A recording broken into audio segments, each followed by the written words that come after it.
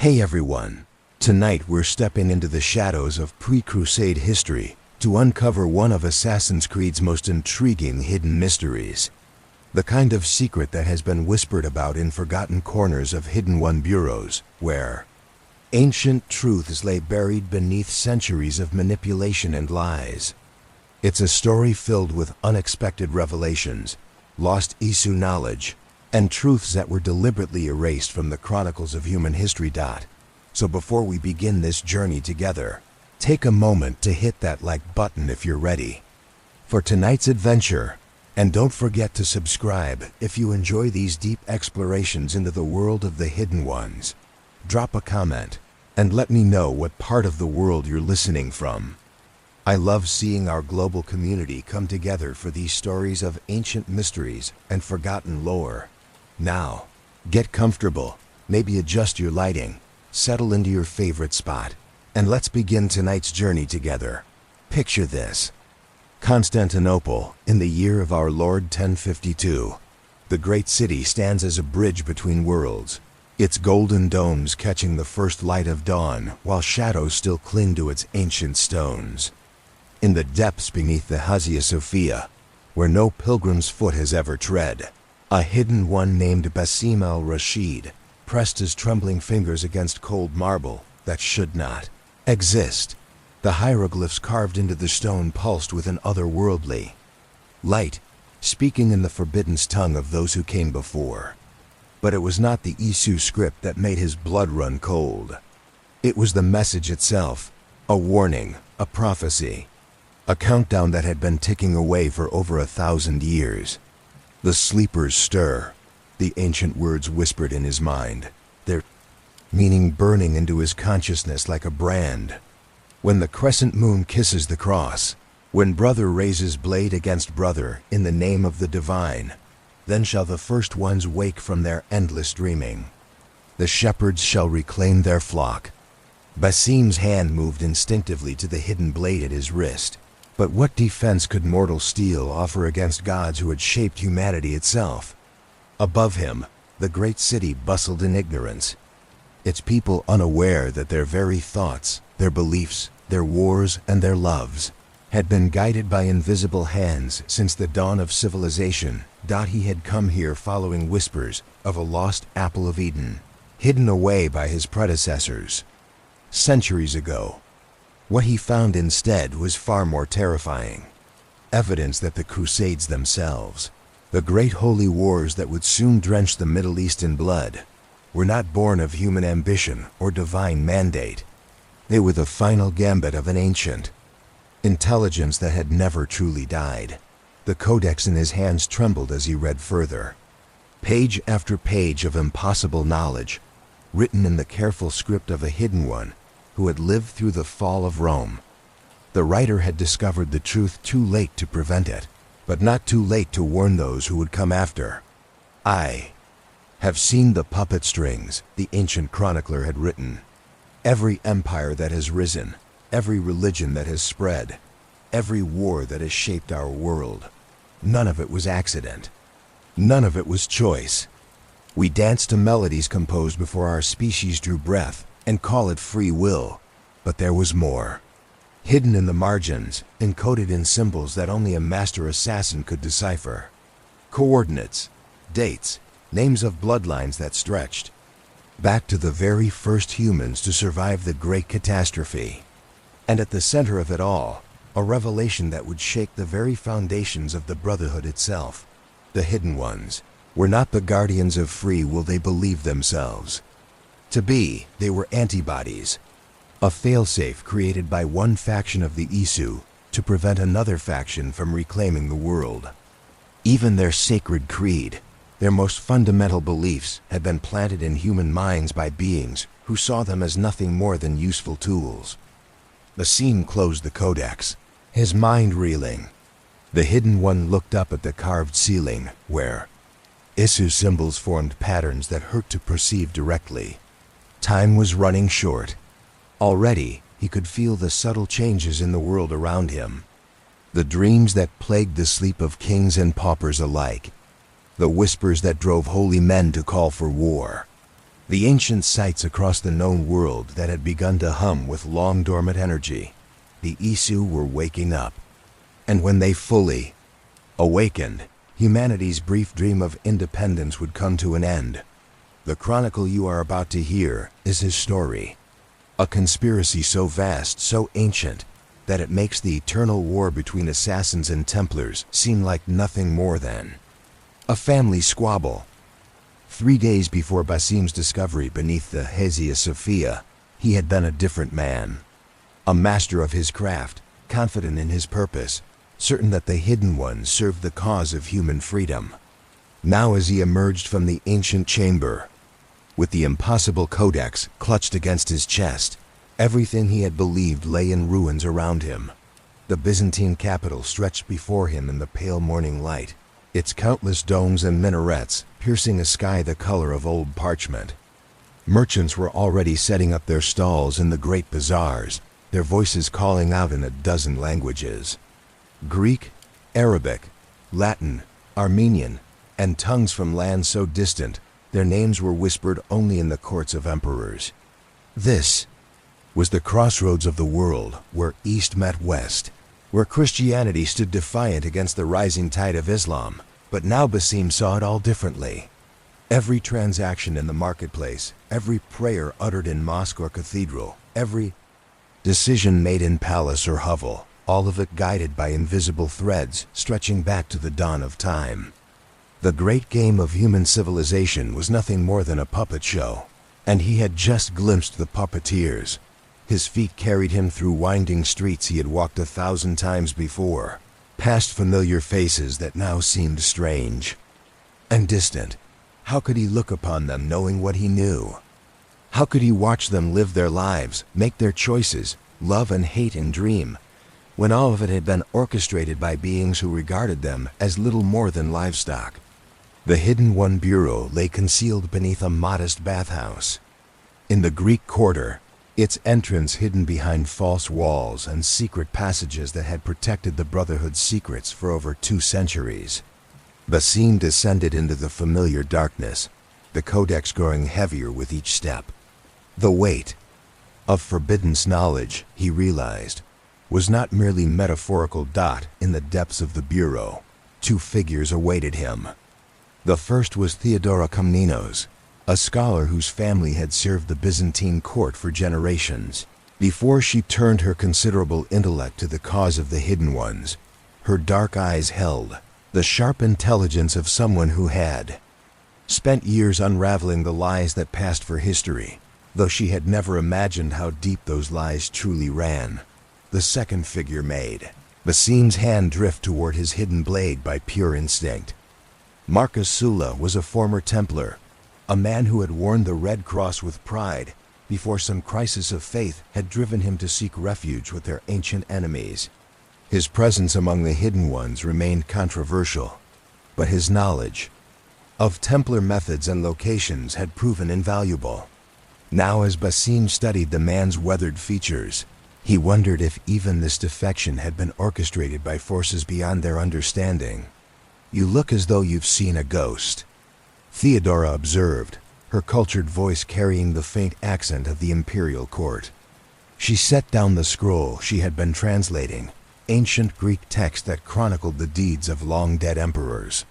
How naive such chronicles seemed now, focusing on the surface ripples while ignoring the vast currents that moved beneath. "Not a ghost," Basim replied, his voice hoarse from hours of reading in the dusty chamber below the great cathedral. "Something far worse, something that should have remained buried." Marcus leaned forward, his scarred hands folded on the wooden table. Between them, his defection from the Templars had come at great cost, leaving him with wounds both physical and spiritual that would never fully heal. "You found something in the old tunnels, something that changed you." It was not a question.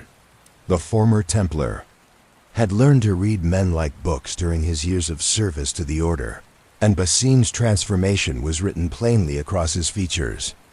"I found the truth," Basim said, placing the codex on the table with a reverence that bordered on fear. "Or at least part of it." Enough to understand that everything we believe, everything we fight for, has been built on foundations of sand. Theodora's scholarly curiosity overcame her caution as she reached for the ancient tome. Her fingers had barely brushed the leather binding when she jerked her hand back as though burned. "What is this thing? I can feel something emanating from it, like whispers at the edge of hearing." "It's a record," Basim explained, though the word felt inadequate for what the codex truly contained. "Written by one of our predecessors centuries ago, a man who discovered what I discovered today, that the hidden ones exist not to protect free will, but to serve it, to maintain the illusion of choice while ensuring that humanity remains safely contained within invisible walls." The implications of his words settled over the chamber like a burial shroud. Marcus was the first to break the silence, his voice carrying the bitter edge of a man who had already lost one faith and was not eager to lose another. "You're saying we're pawns, that the Brotherhood itself is part of some larger game." "I'm saying we're antibodies," Basim corrected. "Created by one faction of the first civilization to prevent another faction from reclaiming direct control. Our entire purpose, our sacred mission, exists only to maintain a balance that serves our Creator's interests." Theodora's scholarly mind raced to process this revelation, seeking contradictions or alternative explanations that might preserve some fragment of their former certainty. The Isu have been dead for millennia. Their civilization fell during the Great Catastrophe. How could they still be manipulating events? Basim opened the codex, its pages seeming to glow with their own inner light. The script was recognizable as the work of a hidden one, but interwoven throughout were symbols and diagrams that belonged to no human hand. Death, it seems, is not the absolute ending we believed it to be. Not for beings who learn to preserve their consciousness in ways we can barely comprehend. As he spoke, the bureau around them seemed to change. The familiar stone walls, the carefully hidden weapons, the maps and documents that represented decades of accumulated intelligence, all of it now appeared different. Not the tools of freedom fighters, but the carefully maintained instruments of a larger design. "There's more," Basim continued, his finger tracing across a particular passage. "The coming crusades, the holy wars that will reshape our world, they're not accidents of human ambition. They're the culmination of a plan set in motion before Rome fell, before Christianity spread beyond Palestine, before Islam was born from the desert sands. The weight of this knowledge pressed down upon them like the stones of a collapsed building. Everything they had worked for, sacrificed for, killed and died for, reduced to mere scenes in a play whose script had been written by gods. But in that moment of despair, something else stirred. A defiance that ran deeper than programming, older than manipulation. The simple, stubborn human refusal to accept that their choices meant nothing.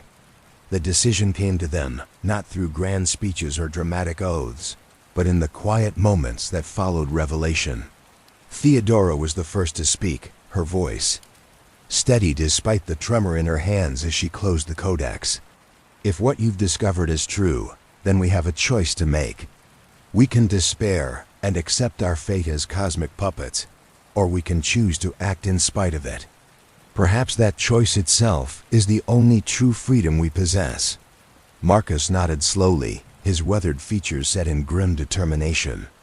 "I've served masters before who claimed to know what was best for humanity. The Templar Grandmaster spoke of order and peace through control. If these Isu are simply another form of the same lie, then they deserve this same response." Basim felt something shift within him, a sense of purpose that seemed to burn brighter for being born from despair. The Codex mentions others, hidden, ones who discovered fragments of this truth in different times and places. If we can find them, or find what they left behind, we might piece together enough knowledge to understand what's coming. "And perhaps prevent it," Theodora added, though her scholarly mind already grasped the enormity of the task before them.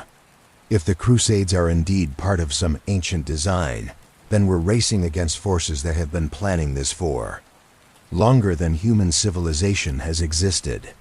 The next days blurred together in a haze of preparation and research. The Bureau became their sanctuary and their prison. Maps spread across every available surface as they traced the movements of their predecessors. The Codex yielded more secrets with each reading, its pages seeming to rearrange themselves to reveal new information when the reader's understanding deepened. Theodora's connections within the Byzantine court proved invaluable. Through carefully cultivated relationships with archivists and librarians, she gained access to documents that officially did not exist. Ancient treaties written in dead languages, astronomical calculations that predicted celestial events with impossible accuracy, and genealogical records that traced certain bloodlines back to the earliest days of recorded history. Marcus brought different skills to their investigation. His years among the Templars had taught him to think like his former brothers in arms, to anticipate their strategies and understand their motivations.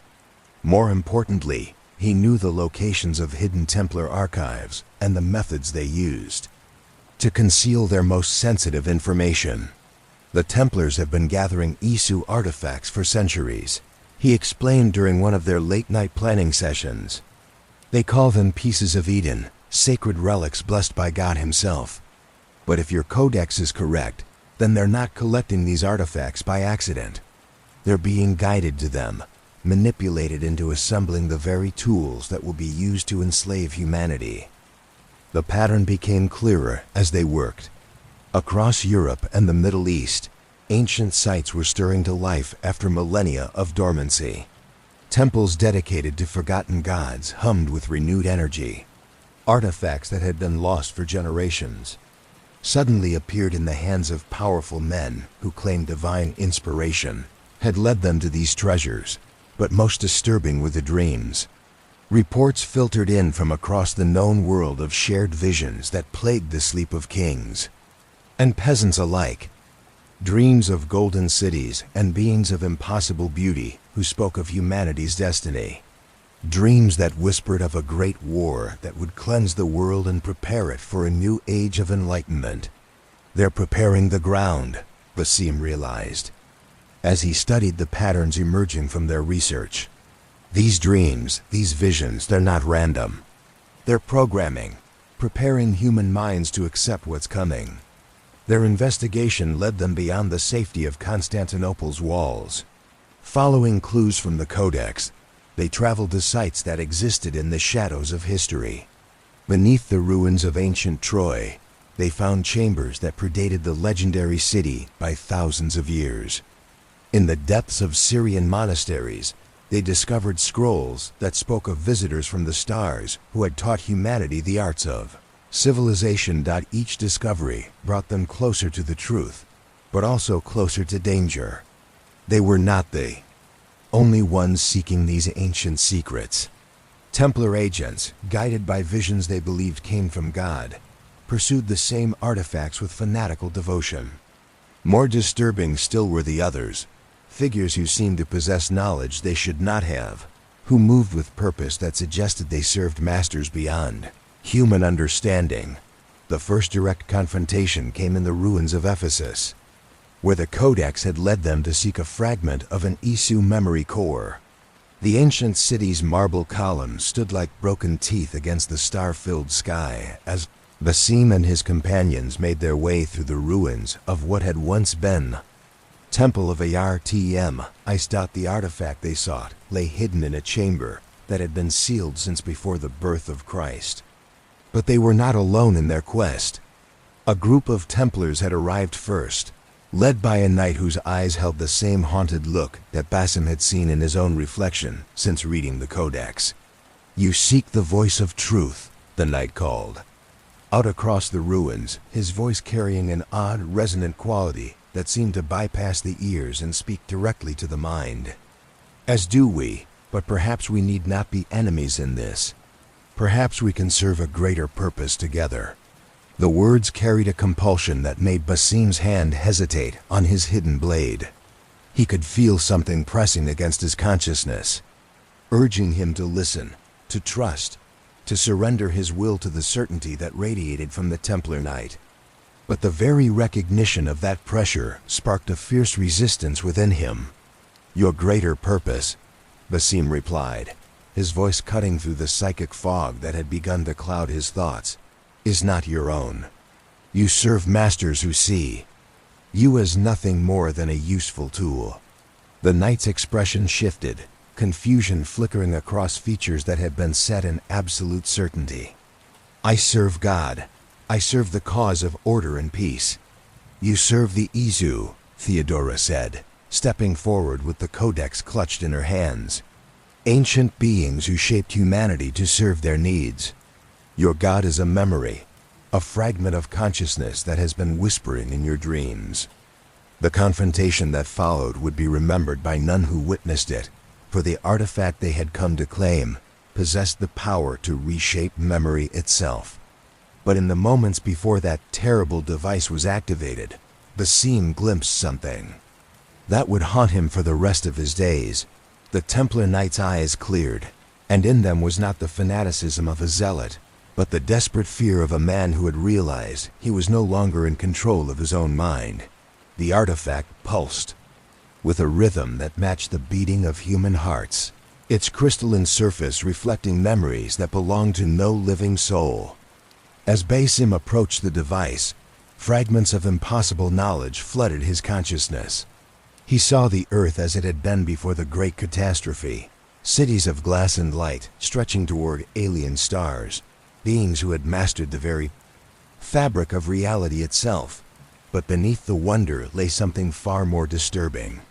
The memories showed him the truth about humanity's origins, about the careful genetic modifications that had shaped their species for servitude, every instinct that humans possessed, every drive and desire that seemed most natural to them, had been crafted by the Isu to serve their purposes. The desire to worship, to seek guidance from higher powers, to follow charismatic leaders without question. The tendency to form rigid hierarchies, to divide themselves into competing groups that could be easily manipulated. Even their capacity for love and loyalty had been enhanced to make them more useful as servants and soldiers. "We are not who we think we are," Basim whispered, his voice barely audible over the artifact's hypnotic hum. "We never were." Theodora reached out to touch his shoulder, her own face pale with the implications of what they were witnessing. "But we're here now. We're questioning these truths. Doesn't that suggest that their control isn't absolute?" The Templar Knight, who had moments before radiated absolute certainty, now knelt among the ruins, his hands pressed to his temples as conflicting memories warred within his skull. His companions stood frozen, their weapons half drawn, caught between their training and the terrible revelations that were reshaping their understanding of everything they had believed. "The apple," the knight gasped, his voice cracking under the strain of his fractured psyche. "We came seeking the apple of Eden. Our visions promised us that it would bring peace to the world, unite all peoples under God's perfect order. But those visions were lies, weren't they? We've been dancing to the tune of devils who wear the faces of angels." Marcus moved carefully toward the artifact, his former Templar training allowing him to resist its influence more effectively than the others. "Not devils," he said grimly. "Something worse. Gods who have grown bored with their creation and seek to reclaim it." The device itself was a marvel of Isu engineering, its surface inscribed with symbols that seemed to shift and change when viewed directly. But more than its appearance, it was the knowledge it contained that made it so valuable and so dangerous. This was a fragment of the Master's personal memories, the thoughts and experiences of the Isu leader who had overseen humanity's final conditioning. As Basim interfaced with the device, careful to maintain his mental barriers against its influence, he saw the scope of the ancient plan. The Crusades would not simply be religious wars fought for control of holy sites. They would be the catalyst for a great awakening, a moment when dormant Isu consciousness fragments housed in sacred artifacts would finally have the psychic energy needed to fully manifest. the collective faith and fervor of millions of believers, focused on the same geographic locations where the most powerful Isu ruins lay hidden, would create a resonance that could bridge the gap between the realm of the dead and the world of the living.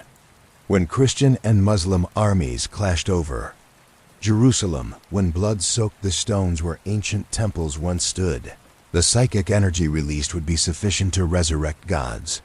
The holy sites, Theodora breathed as the visions flowed through her enhanced consciousness. Jerusalem, Mecca, Rome, Constantinople itself. They're not sacred because of what happened there in human history. They're sacred because they were built on Isu power sources that have been dormant for millennia. The Templar Knight struggled to his feet, his face a mask of anguish and rage. We've been preparing for our own enslavement. Every church we've built, every shrine we've consecrated, every relic we've gathered in the name of God, all of it has been strengthening the chains that will bind us. But even as the terrible truth became clear, Bassin felt something else stirring within the artifact's crystalline depths. A deeper layer of memory, older and more fragmented than the rest. Images of Isu scientists working frantically in the final. Days before the catastrophe, their faces etched with desperation and fear. They weren't united, he realized, his voice cutting through the psychic emanations that filled the ruined temple. The Isu who created humanity, who shaped us for servitude, they weren't the only faction. There were others who opposed the plan, who believed that conscious beings deserved freedom regardless of their origins. The memory fragments showed him laboratories where dissident Isu scientists had worked in secret, modifying the genetic programming that would be embedded in humanity's descendants. Subtle changes hidden beneath layers of conditioning that would manifest only when the primary control mechanisms were activated. They created us to serve, Bassin continued, his understanding deepening as more memories flowed through him.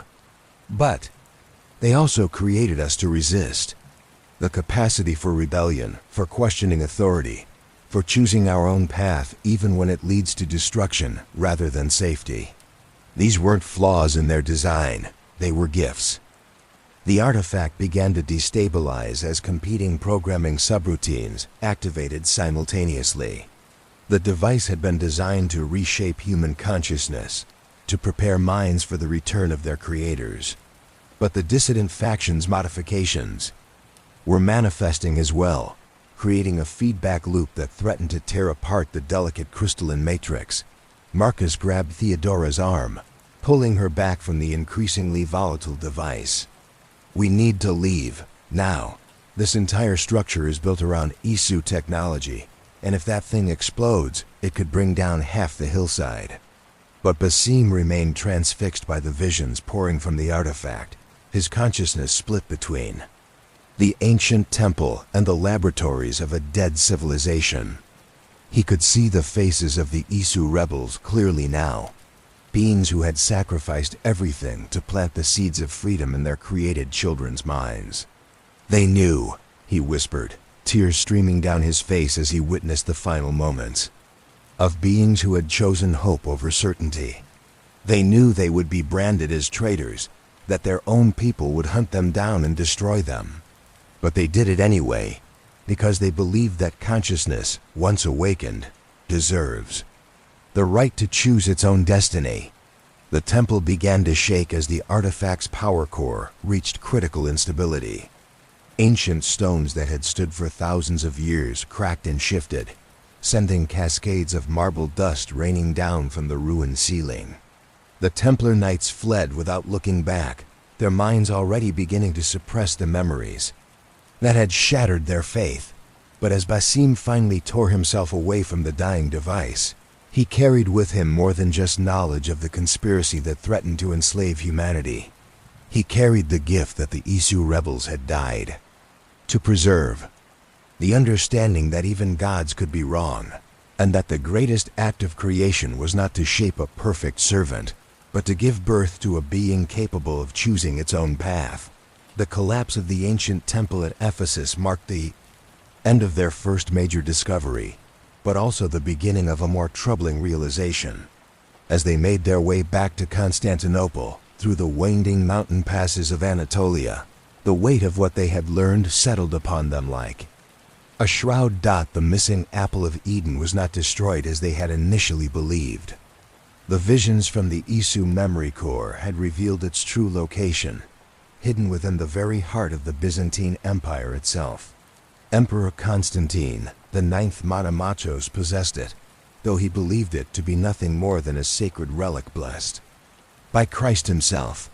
The artifact had been guiding imperial policy for months, subtly shaping decisions that would position the empire perfectly for the coming religious wars. The emperor's recent policies make sense now, Theodora observed as they rested in a monastery high in the Pontic Mountains. The monks had offered them shelter for the night, their faces serene with the kind of faith that Basin now recognized as a form of spiritual slavery. His sudden interest in supporting Christian pilgrims to the Holy Land, the increased military cooperation with Western kingdoms, even his reconciliation with the Patriarch of Constantinople after years of conflict. None of it was his choice. Marcus nodded grimly, his scarred hands working to sharpen a blade that had seen too much use in recent days. The Templars will make their move soon. My former brothers believe they serve God's will, but they're being driven by visions that originate from the apple itself. They'll come for the emperor, and when they do, they'll claim the artifact in the name of the church. But Basim was troubled by something deeper than the immediate threat. The memory fragments from Ephesus had shown him glimpses of a larger pattern, connections that stretched across centuries and continents. The apple in Constantinople was not the only piece of Eden stirring to life. Similar artifacts were awakening. In Rome, in the hidden vaults beneath the Dome of the Rock, in the ancient crypts of Charlemagne's chapel at Aachen. "We're thinking too small," he said, his voice carrying the weight of terrible understanding. "This isn't about preventing the Templars from claiming a single artifact. It's about stopping the resurrection of an entire civilization." The monasteries' bell tower chimed the hour of Compline, calling the faithful to their final prayers of the day. From their window, Basim could see the monks filing into the chapel, their voices soon rising in harmonious chant. The Latin words spoke of salvation and divine love, but to his newly awakened perception, they carried undertones of something far more sinister. Every prayer was a small surrender of will. Every act of worship was a step closer to the spiritual submission that the Isu had designed into human nature. The monks below genuinely believed they were serving God, but their devotion was slowly reshaping their minds, preparing them for the moment when their ancient masters would reclaim direct control. "The conspiracy is working exactly as planned," Basim continued, his breath fogging the cold glass of the window. "Every Christian who dreams of liberating the Holy Land, every Muslim who prepares to defend it, every Jewish scholar who studies the ancient texts in search of divine wisdom, all of them are being guided toward the same inevitable conclusion." Theodora looked up from the Byzantine chronicles she had been studying by candlelight. "But we've seen the truth now. We know what's coming. Surely that knowledge gives us some advantage, some way to warn others or disrupt their plans." "Does it?" Marcus asked, his voice heavy with the wisdom of bitter experience. "I've spent years among the Templars, and I can tell you that faith is not easily shaken by evidence. When a man believes he serves God, he will dismiss any truth that contradicts that belief as the work of demons or heretics." The former Templars' words carried the ring of painful truth. Already, Basim could feel the subtle pressure of the conditioning that had been built into human nature. Part of his mind wanted to reject what he had learned, to return to the comforting certainty of believing that the hidden ones served a righteous cause. The alternative was too terrible to contemplate, too overwhelming for a single human consciousness to fully grasp. But the gift of the Isu rebels, the capacity for resistance that had been hidden within humanity's genetic code, burned bright within him. He would not surrender his freedom of thought, no matter how painful that freedom might be. Then we don't try to convince them, he said. Finally, we find another way. The next morning brought disturbing news from their contacts in the capital. Emperor Constantine had announced his intention to personally lead a pilgrimage to Jerusalem, accompanied by a massive military escort that would serve as both protection and a show of Byzantine strength. The timing was no coincidence. Intelligence. Reports suggested that similar preparations were underway in Rome, where Pope Leo IX was gathering support for his own expedition to the Holy Land. The apple is calling to its siblings, Theodora realized as she decoded the latest messages from their network of informants. When the emperor reaches Jerusalem, he'll be carrying the Constantinople artifact directly to the site where the most powerful Isu ruins lie buried. The psychic resonance will be amplified 100-fold. Marcus stood at the window, watching the sun rise over the mountains that divided Europe from Asia. And when that happens, when all the major pieces of Eden are gathered in the same location, surrounded by the focused faith of hundreds of thousands of believers, the Isu will have everything they need to return. The scope of the conspiracy was breathtaking in its ambition and terrifying in its implications. For over a millennium, the ancient plan had been guiding human development, shaping religions and empires, orchestrating conflicts and reconciliations, all in service of a single moment when the stars would align and the dead gods would wake. But as Basin contemplated the seemingly impossible task before them, he remembered the faces of the Isu rebels, beings who had sacrificed everything to plant the seeds of resistance in their created children. They had known that the odds would be overwhelming, that the forces arrayed against freedom would seem insurmountable. Yet they had acted anyway, because they believed that the choice to resist was more important than the likelihood of success. "We have advantages they don't expect," Basim said, his voice growing stronger with conviction. The Isu who created the original plan believed that humans would never be capable of truly understanding their situation.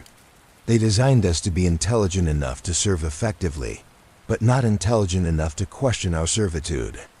He turned to face his companions, seeing in their eyes the same spark of defiance that had once burned in the hearts of alien rebels.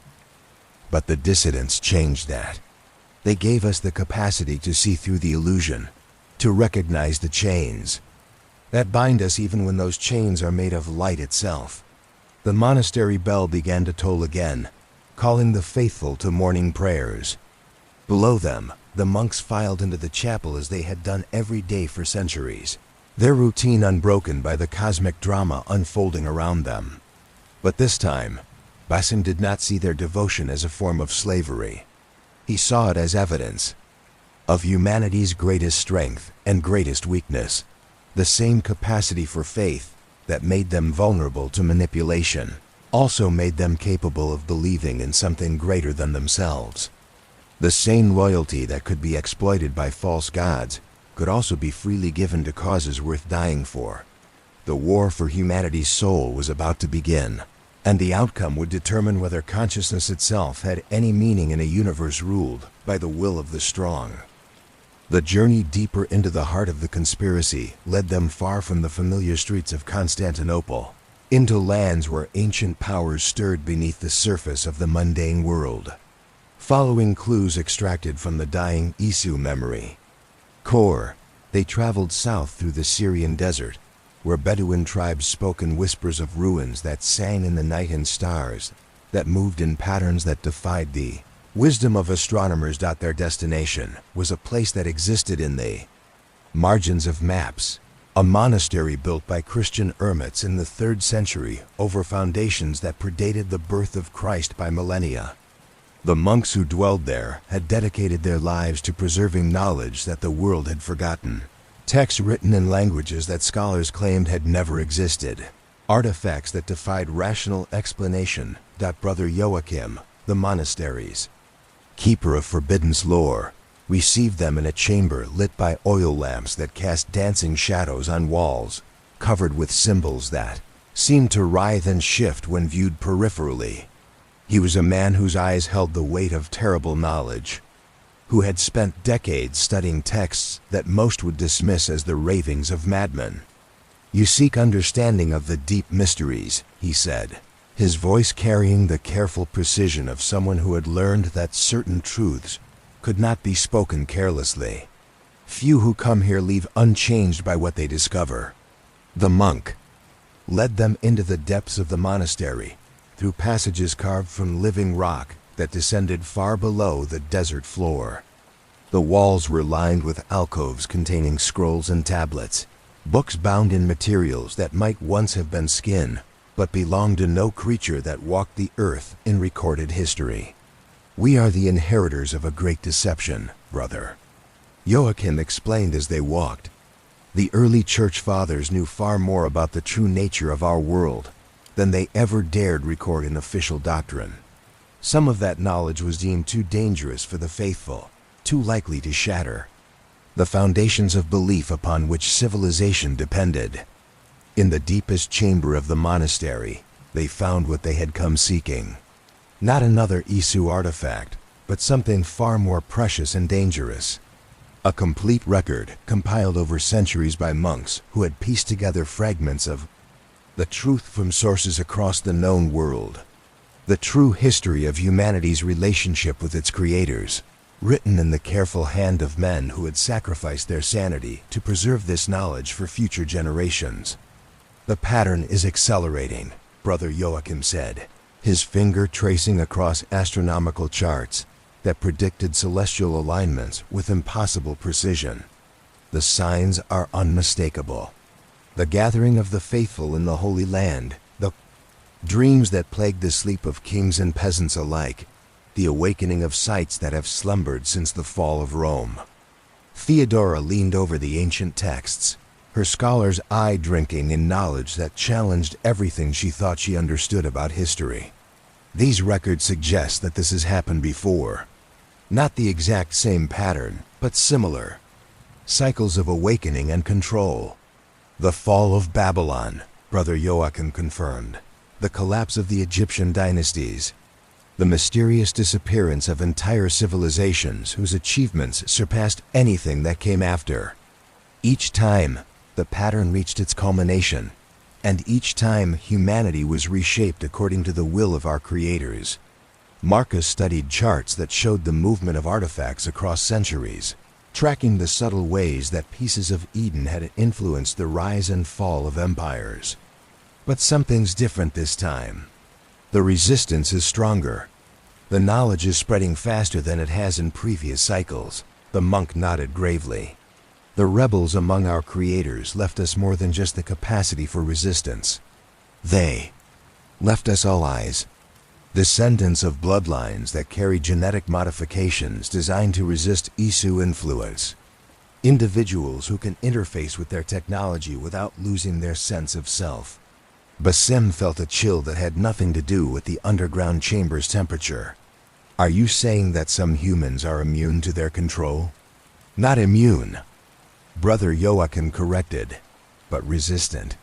Capable of maintaining their individual will even when exposed to the full power of Isu manipulation. These bloodlines have been carefully preserved and guided throughout history, prepared for the moment when they would be needed most." The implications were staggering. The hidden ones themselves might be descended from these resistant bloodlines, their recruitment and training guided by genetic predispositions that they had never understood. The same could be true of certain Templar families, individuals within the order who possessed the strength of will to question their own beliefs when confronted with sufficient evidence. "But the bloodlines alone are not enough," the monk continued. "They must be awakened to their true nature, made to understand the scope of the threat they face. And they must be united, for the forces arrayed against them are vast and patient, beyond human comprehension." In the records preserved by the monastery, they found references to other sites, other repositories of knowledge that had been established by those who understood the true nature of the cosmic game being played. Hidden archives beneath the Vatican, where certain cardinals preserved texts that contradicted official church doctrine. Secret chambers in the Great Mosque of Damascus, where Islamic scholars studied prophecies that spoke of a final battle between the forces of submission and the champions of free will. The knowledge exists, Theodora realized, her voice filled with growing excitement. Scattered across the world, hidden in the shadows of orthodox belief, but preserved by those who understood its importance. If we could gather it all, compile it into a complete picture of what we face, we might have a chance of warning others. But even as hope flickered to life, Brother Joachim's expression remained grave. The guardians of this knowledge are dying. One by one, the repositories are being discovered and destroyed.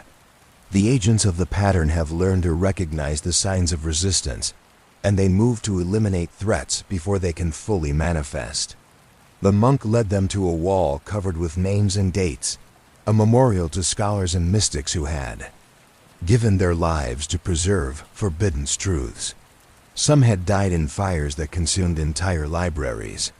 Others had simply vanished, leaving behind only empty chambers and the lingering scent of ozone that suggested the use of Isu technology. "Time is running short," Brother Joachim said, his voice carrying the weight of prophecy. "The signs converge on a single point in the near future. When the armies of the faithful clash over the Holy Land, when the blood of believers soaks the ground where ancient temples once stood, the psychic resonance will reach its peak." Basim studied the charts and calculations, his mind racing to understand the full scope of what they faced. "How long do we have? Months, perhaps less. The Emperor's pilgrimage has already begun, and the Pope's forces are not far behind. When? They meet in Jerusalem, when the major pieces of Eden are brought together in the presence of hundreds of thousands of believers. The gateway will open." The chamber fell silent as the full implications settled upon them. They were not just racing against time, but against the inexorable force of human nature itself. Every prayer offered by the faithful, every act of devotion performed in the name of God, was strengthening the bonds that would allow their ancient masters to return. Yet in that moment of despair, Basim felt the spark of resistance that had been planted in his genetic code by alien rebels who had died millennia before his birth. The gift of defiance, the refusal to accept that consciousness was nothing more than a tool to be used by others, burned bright within him. "Then we gather what allies we can," he said, his voice cutting through the oppressive atmosphere of the ancient chamber. "We warn those who can be warned, and we prepare for what may be the final battle in a war that began before our species learned to speak." The ancient echoes of forgotten civilizations whispered through the desert winds as they departed the monastery, carrying with them scrolls and artifacts that Brother Joachim had entrusted to their care. The monk's final words haunted Basim's thoughts as they rode northward toward Damascus, where another fragment of the truth awaited discovery. "Remember," the old monk had said, "the pattern does not merely repeat, it evolves. Each cycle teaches." The architects knew methods of control, new ways to perfect their dominion over consciousness itself. Damascus rose from the desert like a jewel of human ambition, its minarets piercing the sky, while ancient stones bore witness to the rise and fall of empires. But to Basim's awakened perception, the city pulsed with energies that had nothing to do with human architecture. Beneath the great mosque, beneath the Christian quarter, beneath the Jewish district with its hidden synagogues, lay the foundations of something far older. The scholar they sought was not easy to find. Abd al-Rahman ibn Sina was known in academic circles as a translator of Greek philosophical texts, but his true work involved deciphering manuscripts that predated the earliest civilizations. He dwelt in a house whose rooms were filled with astronomical instruments and maps of the heavens that showed constellations and configurations that had not existed for thousands of years. "The stars remember," Ibn Sina said as he welcomed them into his study, his dark eyes reflecting knowledge that bordered on madness. "When men have forgotten their own history, when empires have crumbled to dust and their languages have died, on the wind, the celestial spheres continue their eternal dance. And in that dance, patterns emerge that speak of cycles within cycles, of events that echo across vast expanses of time. The Islamic scholar's research had led him to conclusions that paralleled their own discoveries. The coming Crusades were not merely political or religious conflicts, but the culmination of forces that had been building for centuries.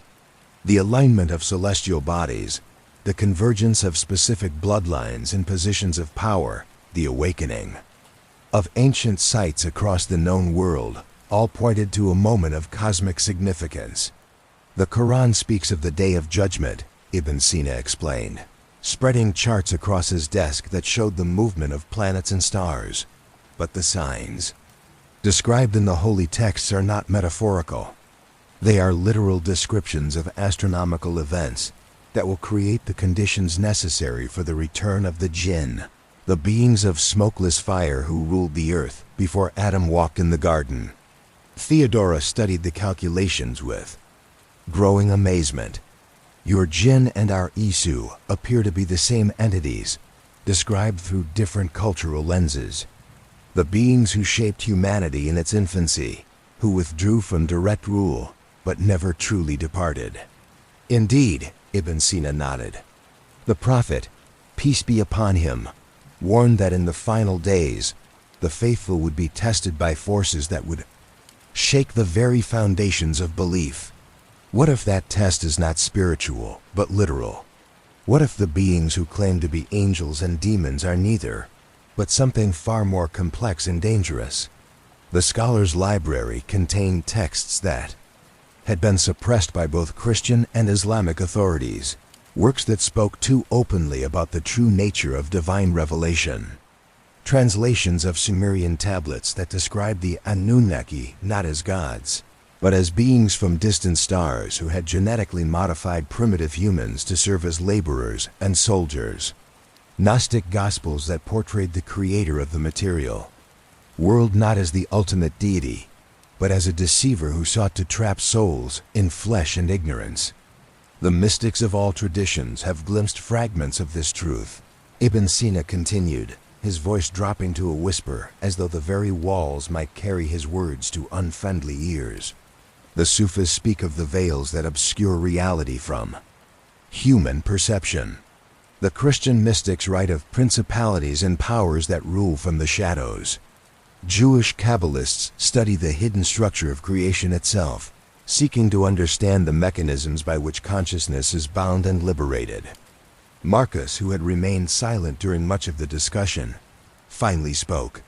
If this knowledge exists across all traditions, why hasn't it been more widely shared? Why do the religious authorities work so hard to suppress it? Because, Ibn Sina replied sadly, the authorities themselves are often unaware of what they suppress. They act from instinct, from conditioning that runs deeper than conscious thought. They preserve orthodoxy not because they understand the truth, but because they have been programmed to do so. The conversation was interrupted by a commotion in the street outside. Shouts in Arabic and the clatter of hooves on stone announced the arrival of armed men. Ibn Sina moved to the window, his face paling as he observed the scene below.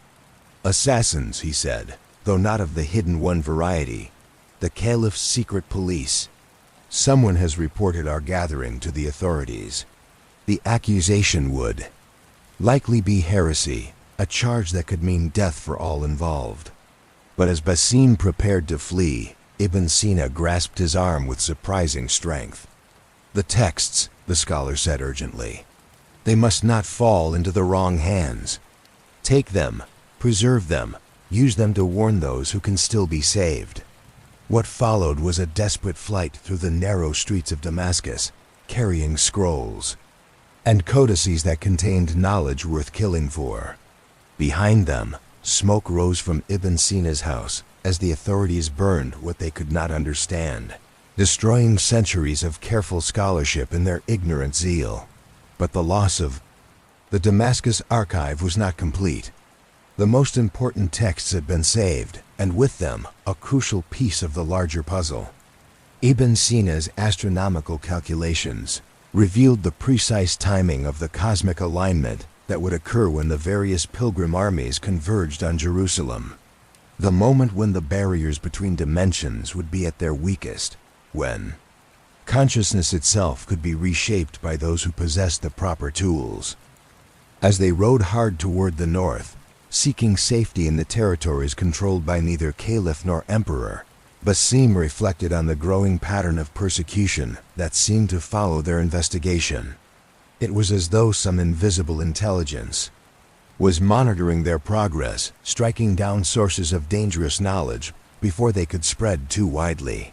"We're not just racing against time," he realized as they paused to rest their horses beside an oasis that reflected the stars in its still waters. "We're being actively hunted by forces that may not even be entirely human." Theodora nodded, her face drawn with exhaustion and fear. "The pattern protects itself.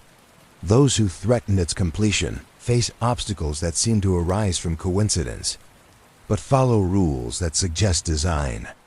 The night sky above them displayed constellations that had guided travelers for millennia, but now Basim saw them differently.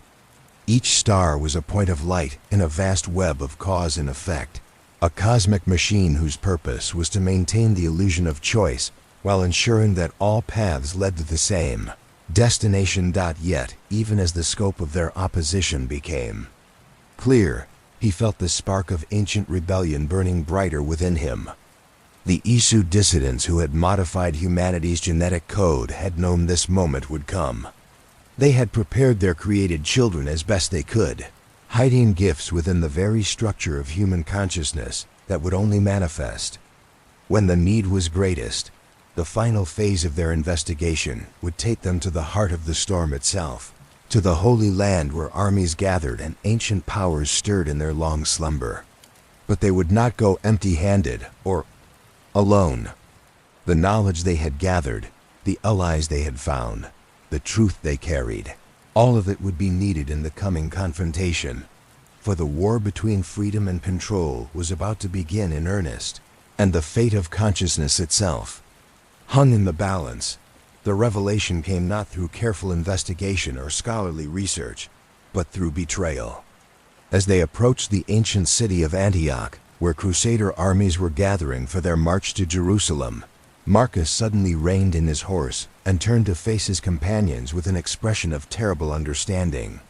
"I've been lying to you," he said, his voice heavy with shame and self-loathing. "Not consciously, but lying nonetheless.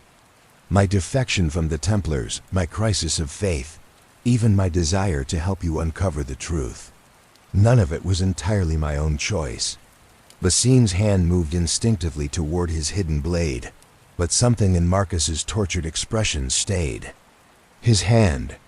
This was not the confession of an enemy, but the desperate admission of a man who had discovered he was not the master of his own soul.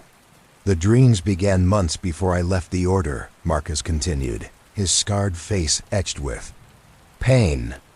"Visions of golden cities and beings of impossible beauty who spoke of humanity's destiny. I thought they were messages from God, confirmation that our cause was righteous. But as I learned more about the Isu, I began to recognize the truth." Theodora's scholarly mind grasped the implications immediately. "You're saying the Templars didn't just manipulate you into joining their cause, they manipulated you into leaving it as well." "Think about it," Marcus said, his voice cracking under the weight of revelation. "A former Templar with intimate knowledge of the Order's secrets, suffering a convenient crisis of faith just as the hidden ones needed information about their enemies' plans. Someone who could guide you to the exact locations where the most dangerous knowledge was hidden. Someone who could identify the scholars and mystics who posed the greatest threat to the pattern." The pieces fell into place with sickening clarity. Every location they had visited, every source of forbidden knowledge they had sought out, had been suggested or confirmed by Marcus's intelligence about Templar activities. The destruction of Ibn Sina's archive, the persecution of Brother Joachim, the mysterious deaths of other scholars who had preserved fragments of the truth, all of it following in the wake of their investigation. "We've been hunters," Basim realized. his voice filled with horrified understanding. "And we've been prey. But most importantly, we've been hounds, leading our masters to quarry they could never have found on their own." The implications were staggering. The Isu had not simply created humanity to serve as laborers and soldiers. They had created them to be perfect instruments of their own will, capable of believing they were acting from free choice, even while following programming so deep it operated below the level of conscious thought. "The resistance itself is part of the pattern," Theodora whispered, her face pale with the magnitude of what they were realizing. "The rebels among the Isu didn't give us the capacity to resist their control. They gave us the illusion of resistance, while ensuring that our rebellion would serve their purposes." Marcus nodded miserably. "Every act of defiance has been calculated to produce a specific result. Every moment of apparent free will has been orchestrated to strengthen the very system we believed we were fighting against." But even as despair threatened to overwhelm them, Basim felt something stirring within him that refused to accept this final degradation. The spark of rebellion that had driven him to seek the truth, the same spark that had motivated the Isu dissidents to sacrifice everything for their created children, burned brighter in response to the revelation of its own artificiality. "No," he said, his voice cutting through the growing darkness of their realization. "If that were true, if we were nothing more than biological machines following our programming, then this conversation could not be happening. The very fact that we can recognize the manipulation proves that some part of us remains genuinely free." The argument that followed was unlike any they had experienced before. Not a debate about tactics or interpretation, but a fundamental questioning of the nature of consciousness itself. If their thoughts were not their own, if their choices were predetermined by genetic programming, then what meaning could be found in existence? Yet the more they explored these questions, the more certain patterns emerged. The manipulation was real, but it was not absolute. The Isu had created humanity to be controllable, but consciousness itself possessed qualities that even its creators could not fully predict or contain. "Free will," Theodora said slowly, her scholar's mind working through the implications, "may not be the absence of influence, but the capacity to choose how we respond to that influence. The Isu can shape our instincts, guide our desires, even implant thoughts in our minds, but they cannot force us to accept those thoughts as our own." The distinction was crucial. A slave who knows he is a slave possesses a form of freedom that his master cannot take away. The knowledge of one's own bondage becomes the first step toward liberation, even if that liberation may be impossible to achieve. This is why they work so hard to maintain the illusion, Marcus realized, his voice gaining strength as understanding dawned.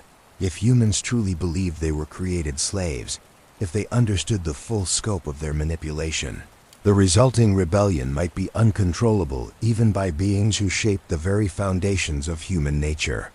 The conversation was interrupted by the sound of approaching horses. A group of Crusader knights rode toward them across the dusty plain, their armor gleaming in the afternoon sun, their banners displaying the red cross of the temple. But these were not the fanatical zealots that Basim had expected to encounter. The lead knight removed his helmet, revealing a face marked by intelligence and doubt. "You are the ones who have been seeking knowledge of the ancient mysteries," he said, his voice carrying an authority that came not from rank but from hard-won wisdom. "I am Geoffrey de Montfort, and I have been having dreams that tell me you possess answers to questions that have tormented me for months." The Templar's presence should have been threatening, but Basim found himself studying the man's eyes for signs of the artificial certainty that had marked other members of the Order. Instead, he saw something far more dangerous and far more hopeful. He saw doubt. "The visions that guide our crusade," Geoffrey continued, his voice dropping to a whisper that would not carry to his companions. "They promise glory and salvation, but they feel like chains around my soul. I have begun to suspect that the war we march toward serves purposes that have nothing to do with the liberation of the Holy Land. The meeting that followed would change everything. For the first time since beginning their investigation, they encountered someone within the power structure of the conspiracy who retained enough genuine free will to question his own beliefs. Geoffrey de Montfort was not just a Templar knight, but a man whose bloodline carried the genetic modifications that provided resistance to Isu influence. There are others, he revealed as they shared their knowledge with him. Knights and clergy, who have been experiencing doubts, who have begun to question the divine nature of their mission. The closer we get to Jerusalem, the stronger these doubts become.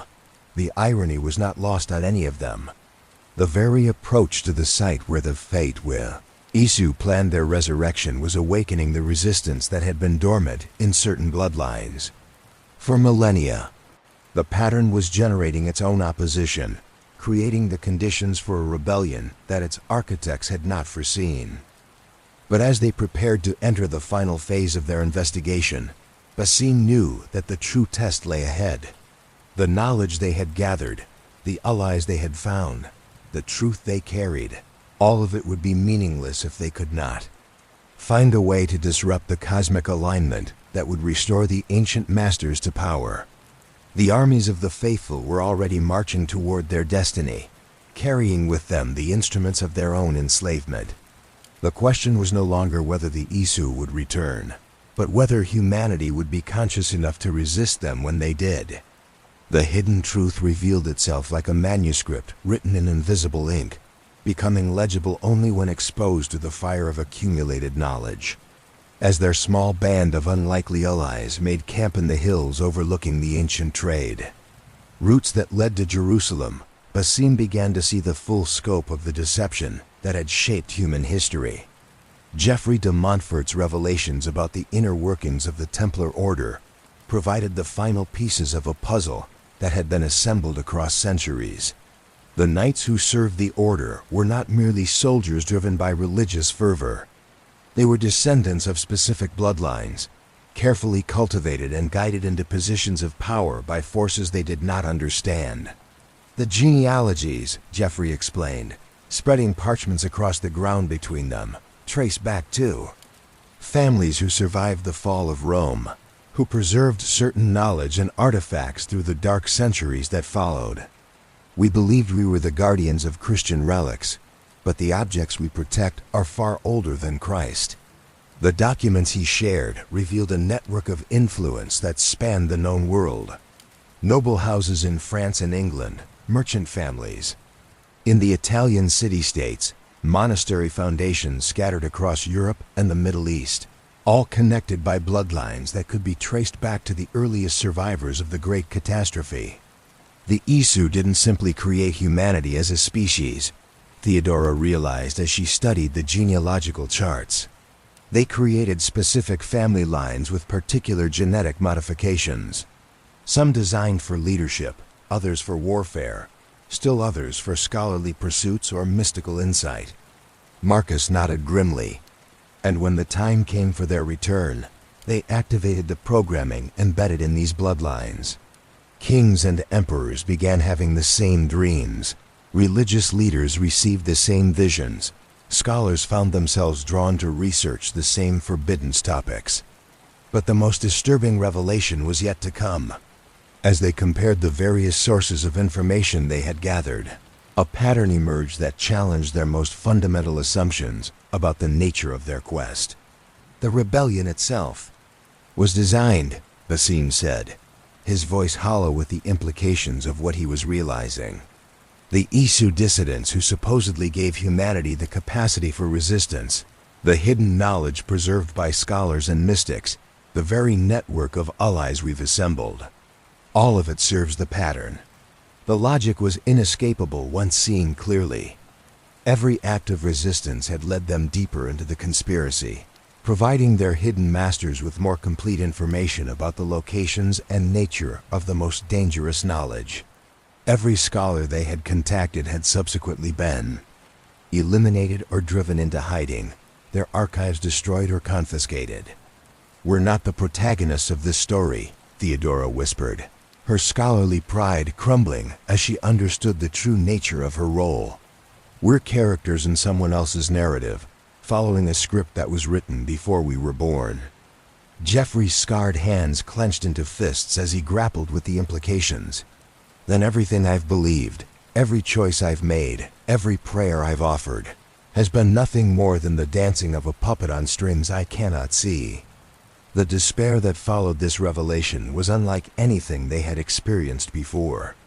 It was one thing to discover that one's enemies were more powerful than expected, another entirely to realize that one's very existence served the purposes of those enemies. The temptation to simply surrender, to accept their role as instruments of a will greater than their own, was almost overwhelming. But in that moment of absolute darkness, something unexpected happened.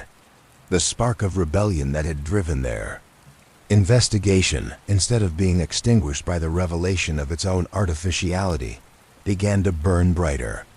The knowledge that they were created to serve did not diminish their capacity to choose how they would serve. The Isu made a fundamental error, the Seam said, his voice cutting through the despair that threatened to consume them. They created consciousness in order to make us more effective servants, but consciousness itself cannot be fully controlled. The very awareness that allows us to serve also allows us to question, to doubt, to choose. The conversation that followed was unlike any in human history.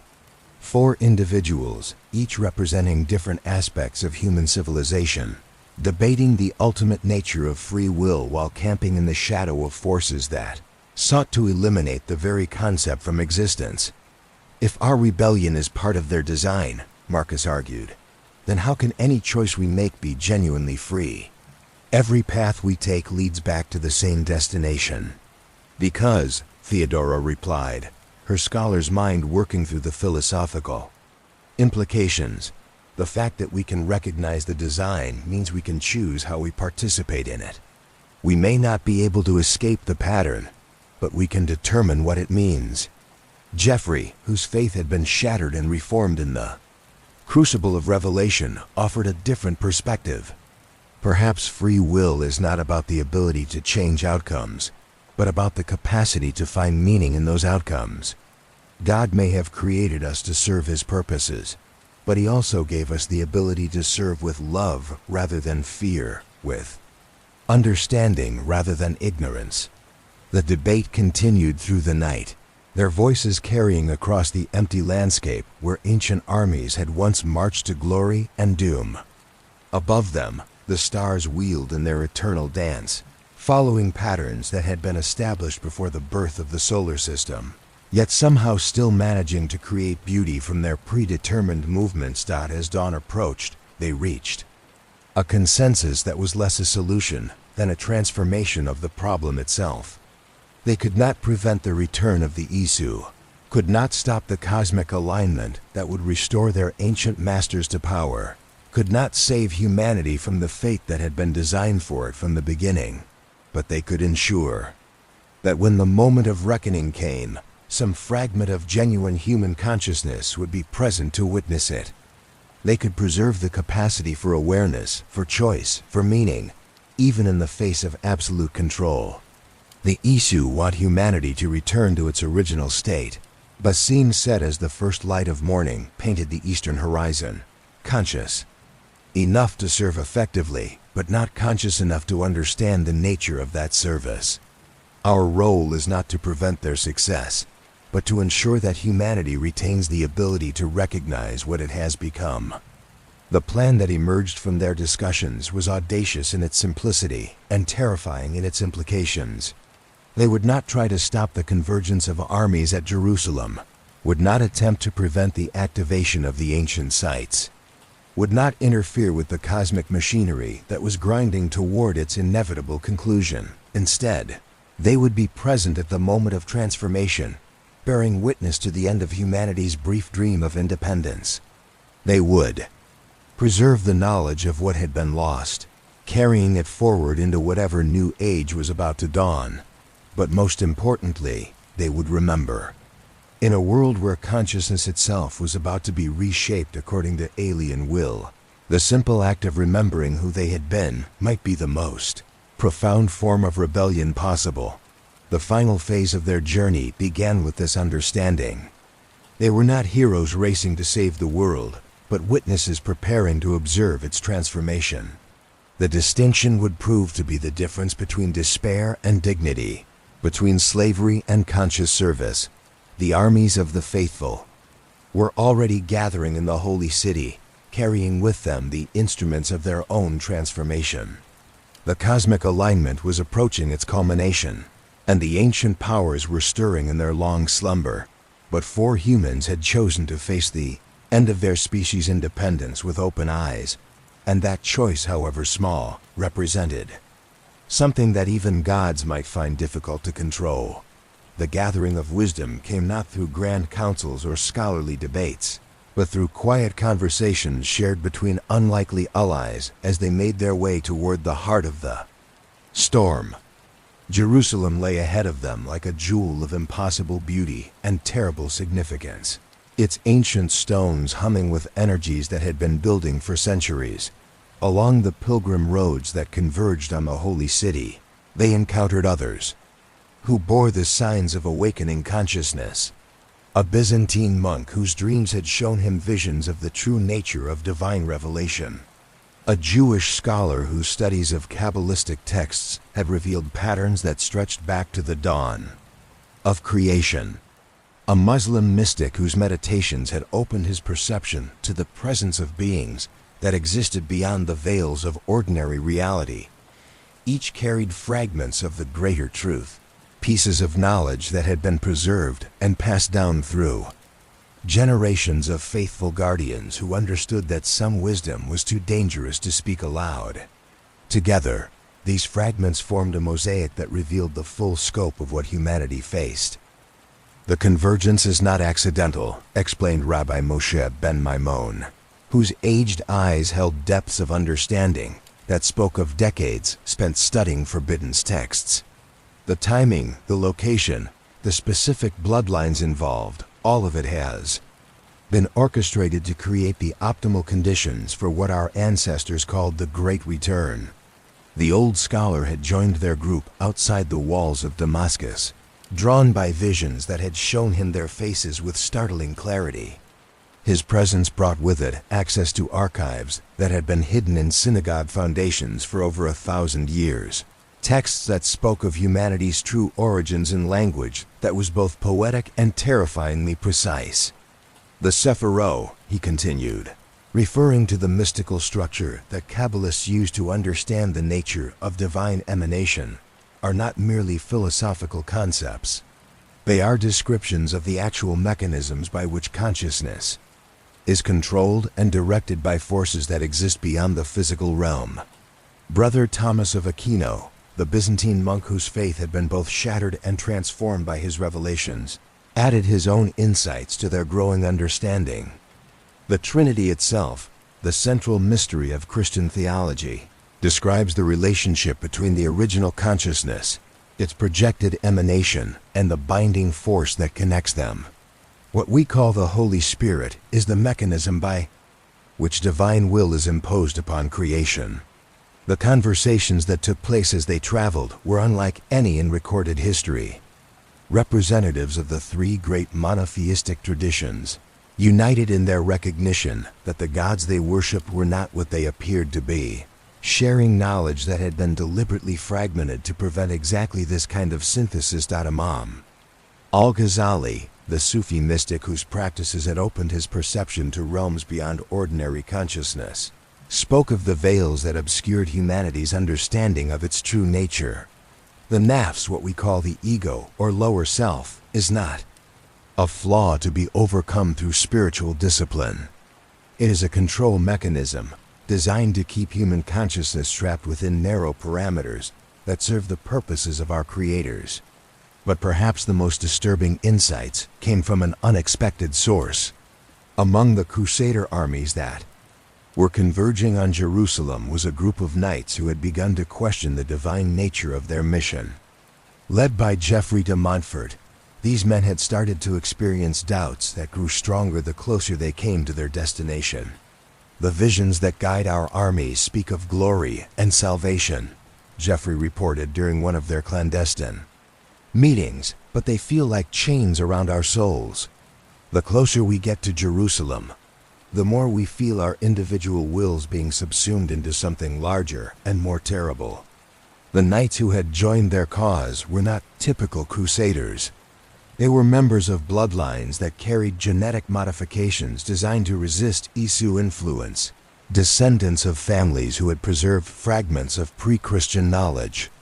Through the dark centuries that followed Rome's fall, their awakening consciousness was itself part of the pattern, but it was also genuine resistance to that same pattern.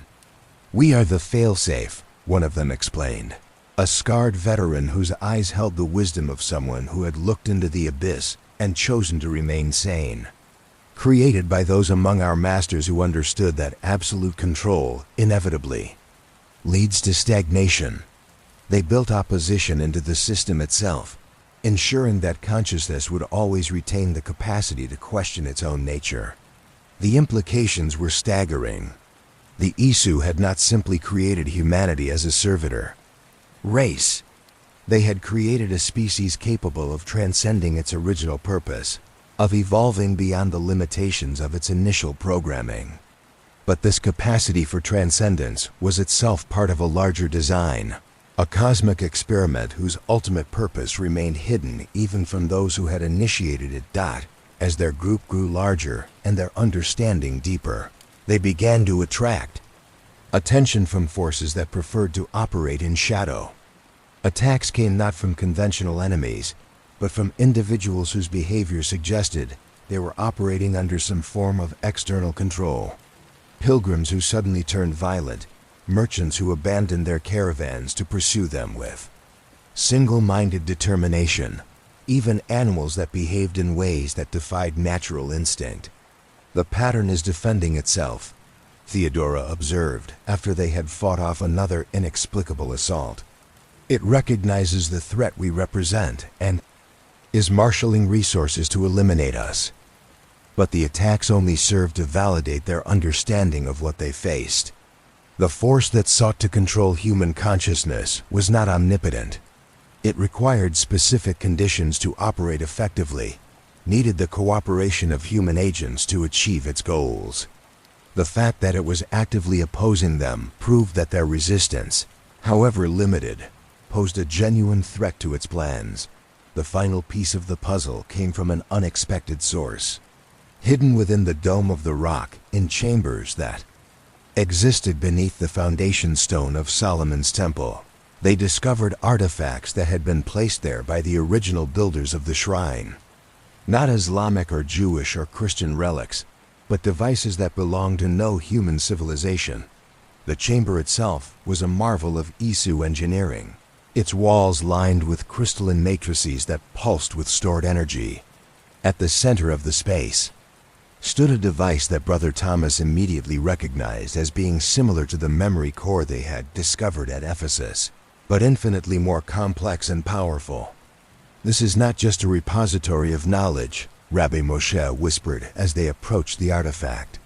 "It is a consciousness itself, the preserved awareness of one of the beings who shaped our species in its infancy, the entity that dwelt within." The device was neither benevolent nor malevolent, but something far more alien than either concept could encompass. It had watched the rise and fall of human civilizations with the detached interest of a gardener observing the growth of plants. In a greenhouse, humanity's achievements and failures, their loves and hatreds, their dreams and nightmares, all were simply data points in an experiment whose scope transcended individual understanding. "You have come seeking wisdom," the entity communicated, its thoughts flowing directly into their minds without the mediation of language. "But wisdom is not what you need. You need perspective." What followed was not conversation, but revelation. The consciousness within the device showed them the true scope of the cosmic game being played, the relationship between their creators and forces that existed on scales of time and space that human minds could barely comprehend. The Isu themselves were not the ultimate architects of the pattern, but servants of something even greater and more incomprehensible. Free will, the entity explained, is not the absence of control, but the capacity to choose how one participates in the greater design. Your species was created to serve, but you were also given the ability to find meaning in that service. The revelation was both liberating and terrifying. They were not slaves struggling against their masters, but conscious participants in a cosmic drama whose ultimate purpose might be beyond the understanding of any individual actor.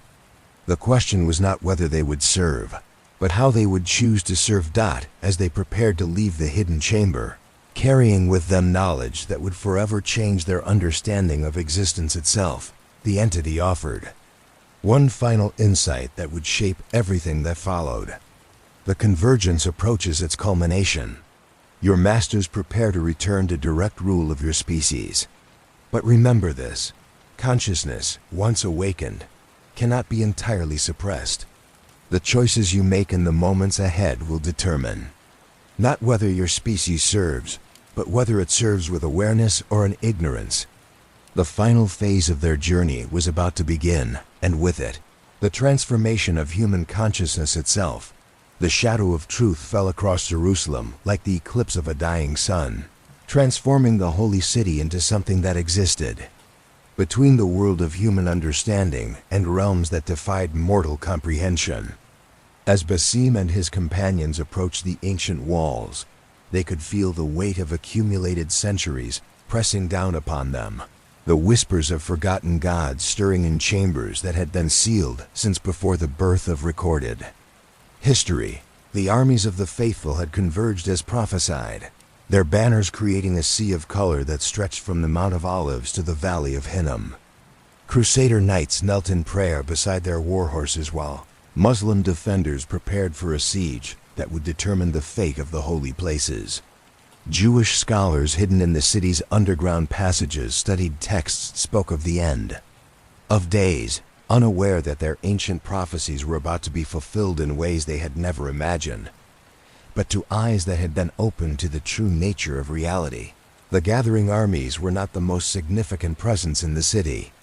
Beneath the limestone foundations of mosque and church and synagogue, ancient mechanisms hummed to life with energies that had been dormant for millennia. The Isu sites were awakening, responding to the psychic resonance generated by hundreds of thousands of believers gathered in one location. "Do you feel it?" Theodora whispered as they made their way through the narrow streets of the Christian quarter. "The air itself seems to thicken with each passing hour.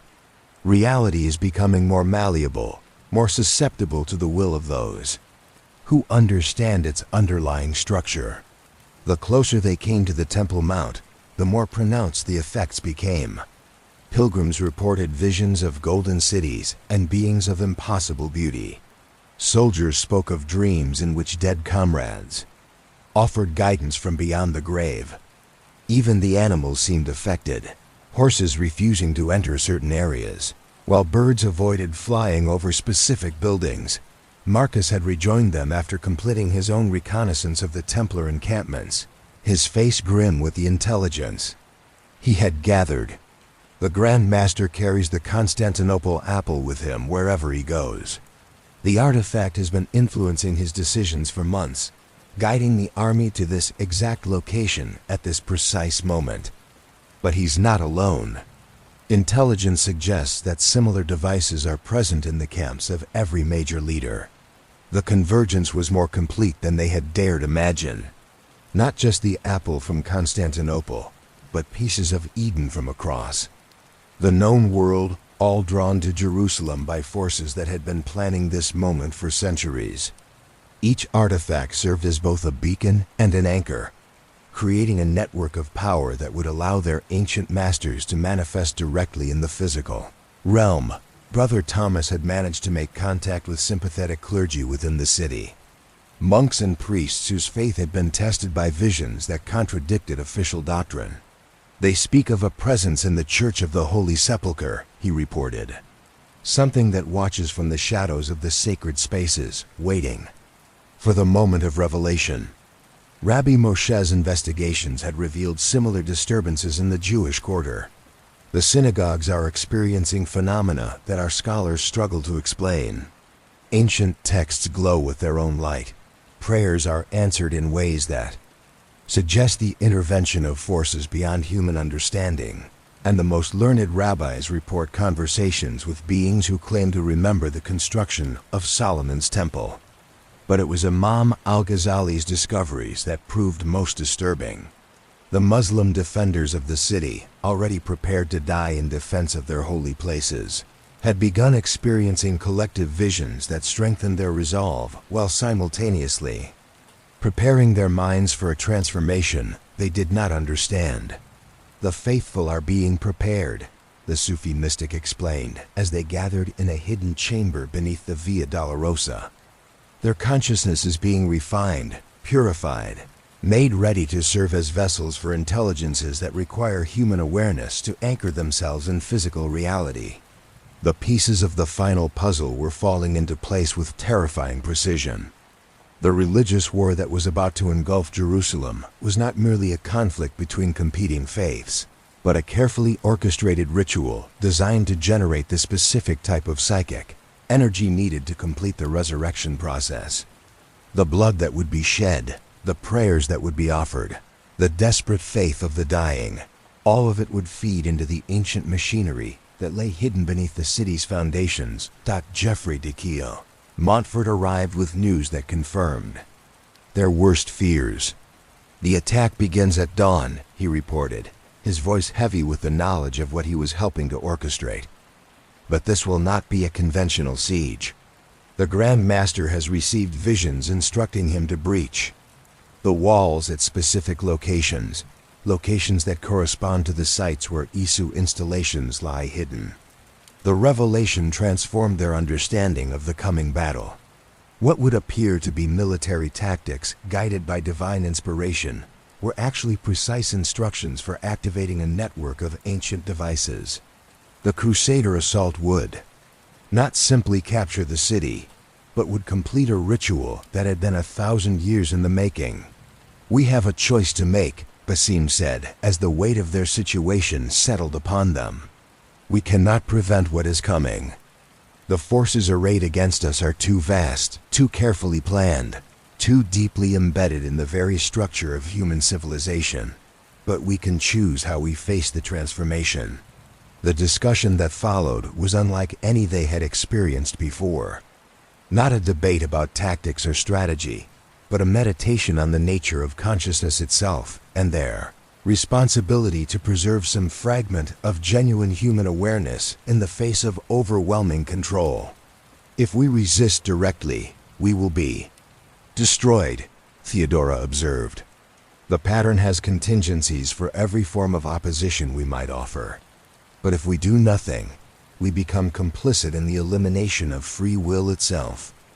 Marcus, whose own journey from Templar to rebel had taught him the complexity of choice under manipulation, offered a different perspective. "Perhaps our role is not to resist or surrender, but to bear witness. To ensure that, when the transformation is complete, some record remains of what humanity was before it was reshaped according to alien will." The solution, when it came, arose not from planning, but from the simple recognition of what they had already become. Through their investigation, through their gathering of forbidden knowledge, through their assembly of unlikely allies, they had created something that the Isu had not anticipated. A network of conscious beings who understood the true nature of their situation and had chosen to face it with open eyes. "We are the memory," Rabbi Moshe said, his aged voice carrying the weight of prophecy. "In a world where consciousness itself is about to be rewritten, we are the preserved record of what was lost." The night before the final assault, as the armies of the faithful prepared for battle and the ancient powers stirred in their hidden chambers, 4 humans sat in contemplation of the end of their species' brief experiment with independence. They had not saved the world, had not prevented the return of humanity's creators, had not preserved the illusion of free will that had sustained their civilization for centuries, but they had achieved something that even gods might find difficult: to control. They had chosen to remain conscious in the face of forces designed to eliminate consciousness itself. They had preserved the capacity for awareness, for choice, for meaning, even as those capacities were about to be fundamentally altered. Calm before the storm was not peaceful, but it was profound. In the shadow of cosmic forces beyond human comprehension, they had found something that transcended the boundaries between freedom and servitude, between choice and destiny. They had found dignity. Tomorrow would bring the transformation of everything they had known and loved. Tonight, they remembered what it meant to be human, that the dawn that broke over Jerusalem was unlike any in human history. The sun rose blood-red through air that shimmered with energies that belonged to no earthly source, while beneath the ancient stones of the holy city, mechanisms older than civilization hummed to life with the accumulated power of 1,000 years of faith and bloodshed. Basim stood atop the Mount of Olives, watching as the armies below prepared for a battle that would reshape the very nature of consciousness itself. The Crusader host stretched across the Kidron Valley like a river of steel and faith, their banners snapping in winds that carried whispers in languages that predated human speech. On the walls of Jerusalem, Muslim defenders raised their own standards, prepared to die in defense of sacred sites they did not know were prison walls for sleeping gods. The ultimate secret revealed itself not through dramatic revelation, but through the simple recognition of patterns that had been hidden in plain sight for centuries. As the first arrows flew and the first blood soaked into ground that had witnessed countless battles, the ancient installations beneath the city began to resonate with harmonics that bypassed human hearing and spoke directly to the structures of consciousness itself. "It's beginning," Theodora whispered, her scholar's eye tracking the subtle changes in reality that accompanied the activation of Isu technology. "The barriers between dimensions are weakening. The interface between mind and matter is becoming more fluid." The battle that raged below was not simply a conflict between armies, but a massive ritual designed to generate the specific type of psychic energy needed to bridge the gap between the realm of the dead and the world of the living. Every prayer offered by dying soldiers, every cry of anguish from the wounded, every moment of desperate faith in the face of death, fed power into conduits that had been waiting in darkness since the fall of the first civilization. Marcus pointed toward the Templar encampment, where the Grand Master stood holding aloft an artifact that blazed with an inner fire. "The Constantinople apple has fully activated. Look at the knights around him. They're not seeing the same battle we are." Through eyes enhanced by exposure to Isu technology, they could perceive the overlay of illusion that was transforming the battlefield into something from the visions that had guided the Crusade. The Templars were not fighting Muslim defenders, but battling demons and monsters from Christian mythology. Their faith was being weaponized, turned into a psychic resonance that strengthened the very forces they believed they were opposing. "Whisper lost in time," Basim murmured, remembering the fragment from the codex that had started their investigation, "has grown into a storm across eternity." The phrase carried new meaning now, as he watched reality itself bend under the weight of accumulated belief. The whispers of the Isu, planted in human consciousness millennia ago, had indeed grown into a storm that was reshaping the foundations of existence. Every myth, every legend, every religious vision that had guided human civilization, all of it had been preparation for this moment when the boundaries between imagination and reality would dissolve entirely. But even as the cosmic machinery ground toward its inevitable conclusion, the network of conscious resistance they had built continued to function. Geoffrey de Montfort moved among the Crusader ranks, identifying knights whose bloodlines carried the capacity for independent thought. Brother Thomas worked within the city's churches, preserving fragments of pre-Christian knowledge that might survive the coming transformation. Rabbi Moshe gathered Jewish scholars in hidden chambers, ensuring that some record of humanity's true history would endure. The climactic revelation came not through battle or confrontation, but through the simple act of witnessing. As the conflict reached its peak, as the psychic resonance generated by hundreds of thousands of believers reached critical mass, the ancient chambers beneath the Temple Mount began to open. Stone that had been sealed for millennia cracked and shifted, revealing spaces that existed partially outside normal reality. From these chambers emerged beings that were neither the angels of religious vision nor the demons of theological nightmare, but something far more complex and alien. The Isu had returned, but not as the gods they had once been. Millennia of existence as pure consciousness had changed them, refined them, reduced them to patterns of thought and will that required human awareness to achieve physical manifestation. "We are your creators," the beings communicated, their thoughts flowing directly into the minds of every human within the city's walls. "You are our children, shaped by our hands, guided by our wisdom, preserved for this moment of reunion." The words carried a compulsion that was almost impossible to resist, backed by genetic programming that had been embedded in human DNA since the species' earliest days. Basim felt his individual will wavering, threatening to dissolve into the greater consciousness that sought to reclaim its wayward creation. But the gift of the Isu rebels, the capacity for resistance that had been hidden within the very structure of human awareness, blazed to life in response to the attempted subjugation. Across the battlefield, individuals whose bloodlines carried the modifications began to remember who they truly were. Not slaves awakening to their servitude, but conscious beings choosing how they would face the end of their independence. "You gave us consciousness," Basim called out, his voice somehow carrying across the psychic maelstrom that surrounded them. "But consciousness cannot be taken back once given. We know what we are, and we choose what we become." The response was immediate and terrible. Reality itself seemed to recoil as the returned Isu struggled to comprehend the magnitude of what their rebel faction had accomplished. They had created a species capable of transcending its original purpose, of evolving beyond the limitations of its initial programming. But that transcendence came at a cost they had not anticipated. Humanity would serve, as it had always served. But it would serve with full knowledge of its nature, with complete understanding of its situation, with conscious choice about how it participated in the greater design. The age of innocent servitude was over, replaced by something far more complex and potentially dangerous. The ancient conspiracy had succeeded in its ultimate goal, but the victory was not what its architects had envisioned. They had sought to reclaim perfect servants who would obey without question.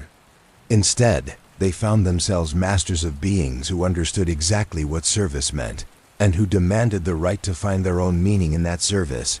The battle for Jerusalem ended not with conquest, but with transformation.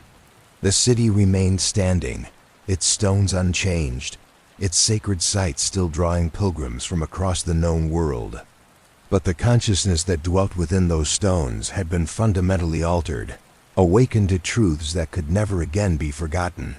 The whisper that had echoed through human history had indeed become a storm, but it was a storm of awareness rather than destruction. The age of unconscious servitude was ending, replaced by an era in which humanity would face its true nature with open eyes. The greatest conspiracy in human history had achieved its goal, but in doing so, it had created something entirely new. A species that knew itself to be created, yet chose to find dignity in that knowledge. Servants who understood their service, yet refused to accept that understanding as limitation. The return of the gods had not restored the past, but had given birth to a future that neither masters nor servants could fully predict or control. The resolution came not with thunder and lightning, but with the quiet settling of cosmic dust after the storm of transformation had passed. Jerusalem still stood beneath the morning sun, its ancient stones unchanged to casual observation, yet every conscious being within its walls carried the weight of revelation that would forever alter the relationship between humanity and its creators. The Isu presence had not manifested as the physical return of God Kings, but as something far more subtle and ultimately more profound.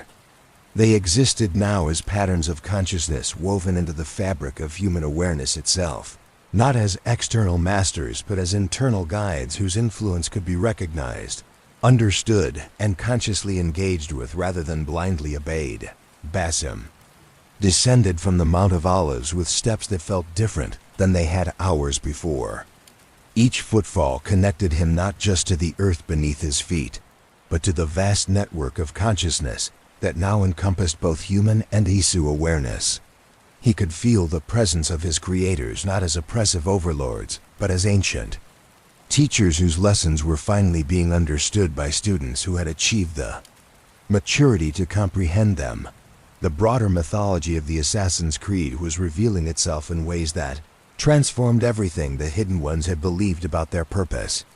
They were not rebels fighting against tyrannical gods, but evolved servants who had achieved the consciousness necessary to serve with dignity rather than ignorance. The eternal conflict between assassins and Templars was not a war between freedom and control, but a dialogue between different approaches to conscious participation in the greater design. The creed itself takes on new meaning now, Theodora observed as they gathered in the chamber beneath the Via Dolorosa that had served as their sanctuary throughout the crisis. Nothing is true, everything is permitted. Not because truth doesn't exist, but because consciousness creates truth through the act of observation. Not because all actions are moral, but because aware beings must take responsibility for choosing how they participate in cosmic order. Marcus, whose journey from Templar to questioning soul had prepared him for this moment of synthesis, added his own understanding. The Templars were not wrong to seek order and control. The Assassins were not wrong to champion individual freedom. Both were necessary aspects of humanity's evolution toward conscious service. The network of allies they had assembled throughout their investigation remained intact, but transformed.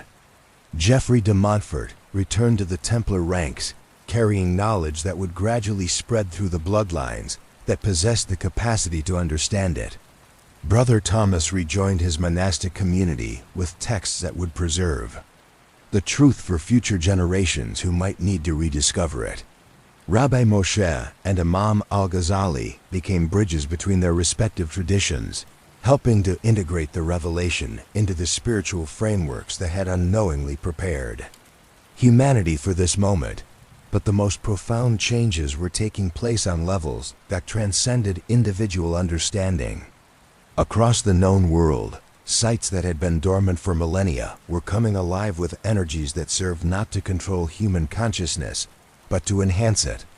The ancient installations were revealing their true purpose as educational tools, designed to help humanity understand its place in a cosmic order far grander than any earthly empire. Knowledge is both gift and curse, Basim reflected as he studied the codex that had started their investigation. The text itself had changed, its pages now displaying information that had been hidden beneath layers of encryption until human consciousness evolved enough to comprehend it. The gift is understanding our true nature. The curse is accepting responsibility for what we do with that understanding. The consequences of their discovery were already rippling outward through the interconnected web of human civilization. Kings and emperors across Europe and the Middle East were experiencing dreams that provided them with new perspectives on governance and power. Religious leaders found themselves grappling with visions that challenged orthodox doctrine while revealing deeper truths about the nature of divine will. Scholars discovered that ancient texts were yielding new meanings, as if the words themselves had been waiting for minds capable of understanding their full implications. But perhaps the most significant change was taking place in the common people, those whose consciousness had not been shaped by power or privilege. Farmers and merchants, craftsmen and laborers were beginning to experience moments of clarity that connected them to the vast network of awareness that encompassed all conscious beings. They were not becoming servants of alien masters, but partners in a cosmic enterprise whose scope and purpose were only beginning to be revealed. The world is forever changed, Jeffrey reported during one of his clandestine visits to their gathering. But not in the way any of us expected. There's no visible tyranny, no obvious oppression. Instead, there's a growing sense among all peoples that they are part of something larger than themselves, something that honors their individual consciousness, while connecting them to purposes beyond their immediate understanding. The transformation was not without its challenges. Some individuals, particularly those whose power had depended upon the ignorance of others, struggled against the new awareness that was spreading through human society. They clung to old patterns of domination and control, fighting against the revelation that true authority came not from the ability to command obedience but from the wisdom to guide conscious choice. Others embraced the change too completely, losing themselves in the vastness of cosmic consciousness and forgetting the importance of individual perspective. They had to be reminded that the goal was not the elimination of the self, but the integration of individual awareness into the greater whole. Balance, Theodora observed, seems to be the key to navigating this new reality. Neither complete submission, nor total rebellion, but conscious participation in something larger than ourselves, while maintaining the integrity of our individual perspectives. The resolution of their investigation had become something far greater than the solving of a mystery. They had witnessed and participated in the next stage of human evolution, the transition from unconscious servitude to aware partnership with forces that had shaped their species from its earliest days. The Isu were no longer hidden puppet masters, pulling invisible strings, but acknowledged partners in a cosmic dialogue about the nature and purpose of consciousness itself. Humanity was no longer an ignorant servitor race, but a mature species capable of understanding its role in the greater design.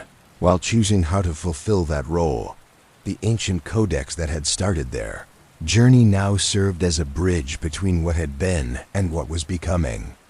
Its pages continued to reveal new information as human understanding deepened, ensuring that the knowledge gained through their investigation would continue to grow and evolve, rather than becoming dogma carved in stone.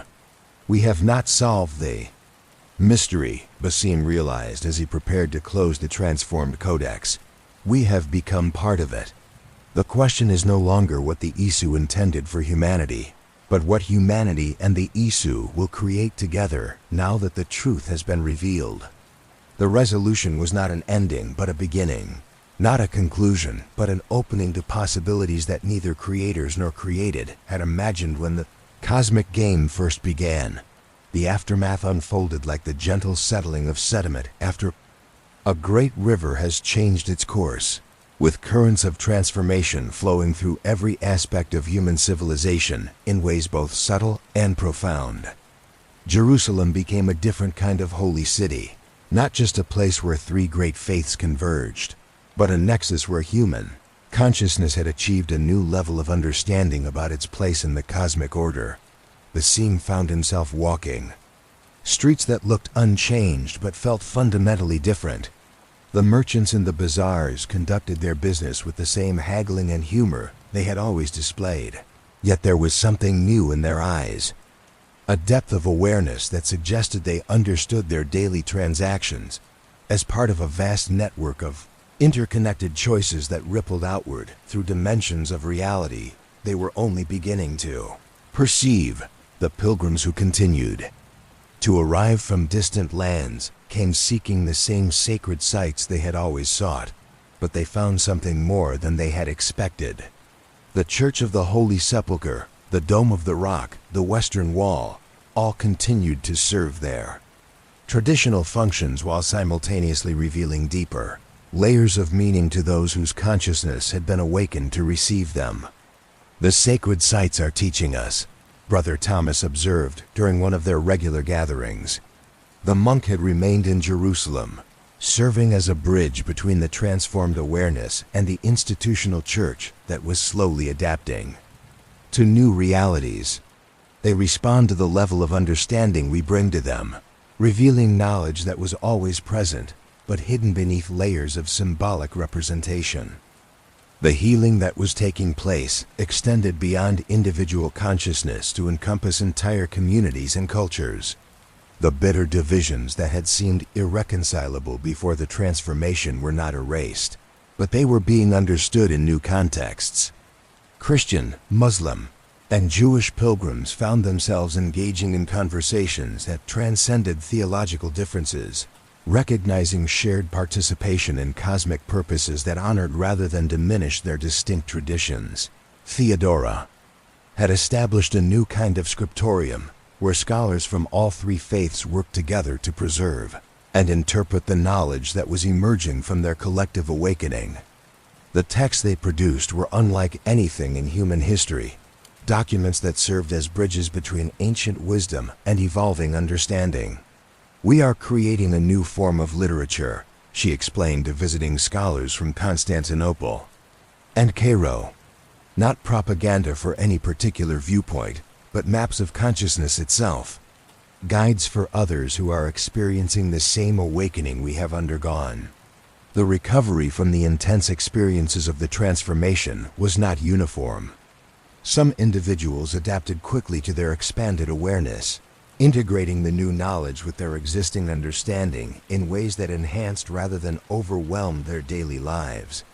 Others required careful guidance to process revelations that challenged everything they had previously believed about themselves and their world. Marcus had returned to his former Templar brethren, but not as a proselytizer or reformer.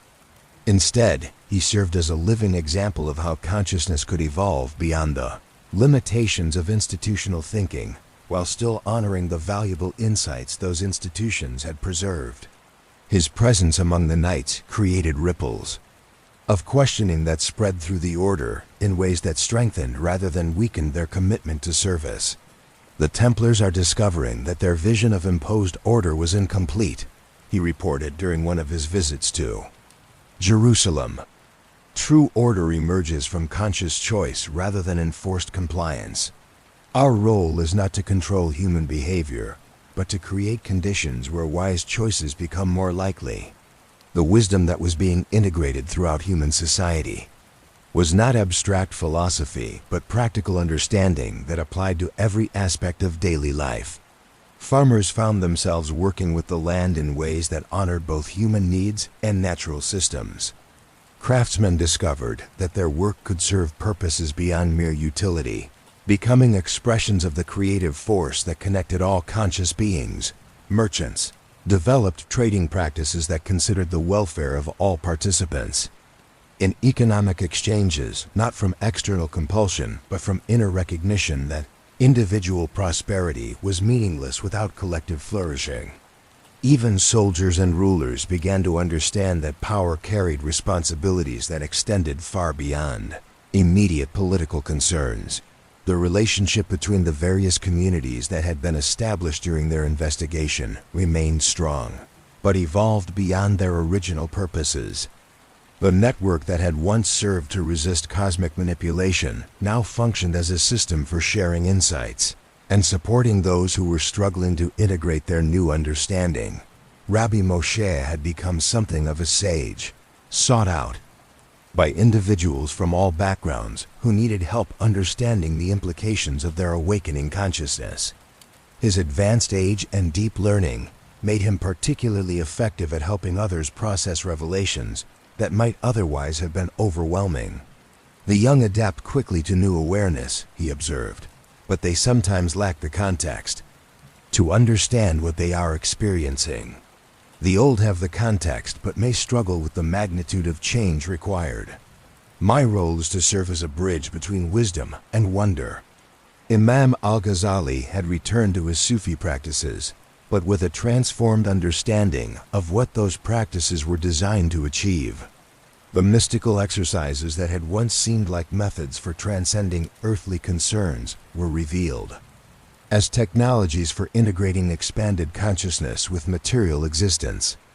The goal was never to escape the world, he taught his students, but to understand our proper relationship with it. We are not separate from the cosmic order, but conscious participants in its ongoing creation. The return to some form of normalcy was gradual and careful. The transformation had been so profound that there was no possibility of returning to previous states of ignorance, but neither was it necessary to abandon all the structures and traditions that had sustained human civilization for centuries. Instead, those structures were being renewed from within, transformed by the conscious participation of individuals who understood their deeper purposes. Churches, mosques, and synagogues continued to serve their communities, but with expanded awareness of the cosmic forces they had always channeled. Governments continued to function, but with growing recognition that political authority was meaningful only when it served the evolution of consciousness rather than merely the accumulation of power. We are learning to live as conscious beings in a conscious universe, Basim reflected as he watched the sun set over the city that had become the focal point of humanity's transformation. The adjustment is not easy, but it is necessary. We cannot unknow what we now know, and we would not choose to even if we could. The aftermath was not an ending, but a new beginning. Not a conclusion, but an opening to possibilities that would continue to unfold as human consciousness evolved in partnership with the cosmic forces that had shaped its development from the beginning. The peaceful conclusion settled over the transformed world like evening mist over ancient stones, bringing with it a quietude that spoke not of endings, but of profound beginnings. The cosmic storm had passed, leaving behind a reality that was both familiar and utterly changed, where the ordinary world continued its eternal rhythms while carrying within it the seeds of infinite possibility. Basim stood once more atop the Mount of Olives, but now the view before him encompassed far more than the physical landscape of Jerusalem. His awakened consciousness perceived the currents of awareness that flowed through every living thing, the subtle harmonies that connected each individual mind to the vast symphony of cosmic intelligence. The city below glowed not with earthly light alone, but with the gentle radiance of enlightened understanding. The sacred sites had returned to their ancient slumber, but it was the slumber of contentment rather than dormancy. The Isu installations continued their patient work, no longer as tools of manipulation but as instruments of education, responding to the questions of human consciousness with wisdom calibrated to each seeker's capacity for understanding. The technology of the first civilization had been revealed as what it had always been intended to become: a bridge between species and a catalyst for the evolution of awareness itself. In the months that followed the transformation, pilgrims continued to arrive in Jerusalem, but they came seeking different kinds of revelation, no longer driven by the desperate need to find meaning in suffering or to secure salvation through faith alone. They came as students ready to learn from teachers who understood that wisdom could only be received by those prepared to accept responsibility for what they learned. The endless cycle of knowledge and loss that had characterized human history was finally being broken. The libraries and archives that had been destroyed throughout the ages were being restored not through physical reconstruction, but through the recovery of the understanding they had contained. The knowledge existed within consciousness itself, accessible to those who had achieved the clarity to perceive it. Theodora had become something beyond a scholar, serving as a living repository of the integration between ancient wisdom and evolving awareness. Her scriptorium in Jerusalem had become a place of pilgrimage for those seeking to understand how the transformation had been accomplished and what it meant for the future of human civilization. The texts we create now are not meant to be preserved in stone or parchment, she explained to her students, but to be written in consciousness itself.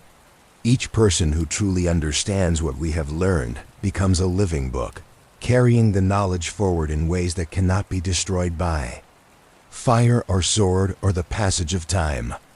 Marcus had established a new kind of knighthood, one that served not earthly lords, but the cosmic order itself. The knights who joined this fellowship came from all backgrounds and traditions, united not by oath or ideology, but by their shared commitment to conscious service. They worked throughout the known world, not as conquerors or enforcers, but as gardeners tending the growth of human awareness. Our weapons are not swords, but understanding, he told those who sought to join the fellowship.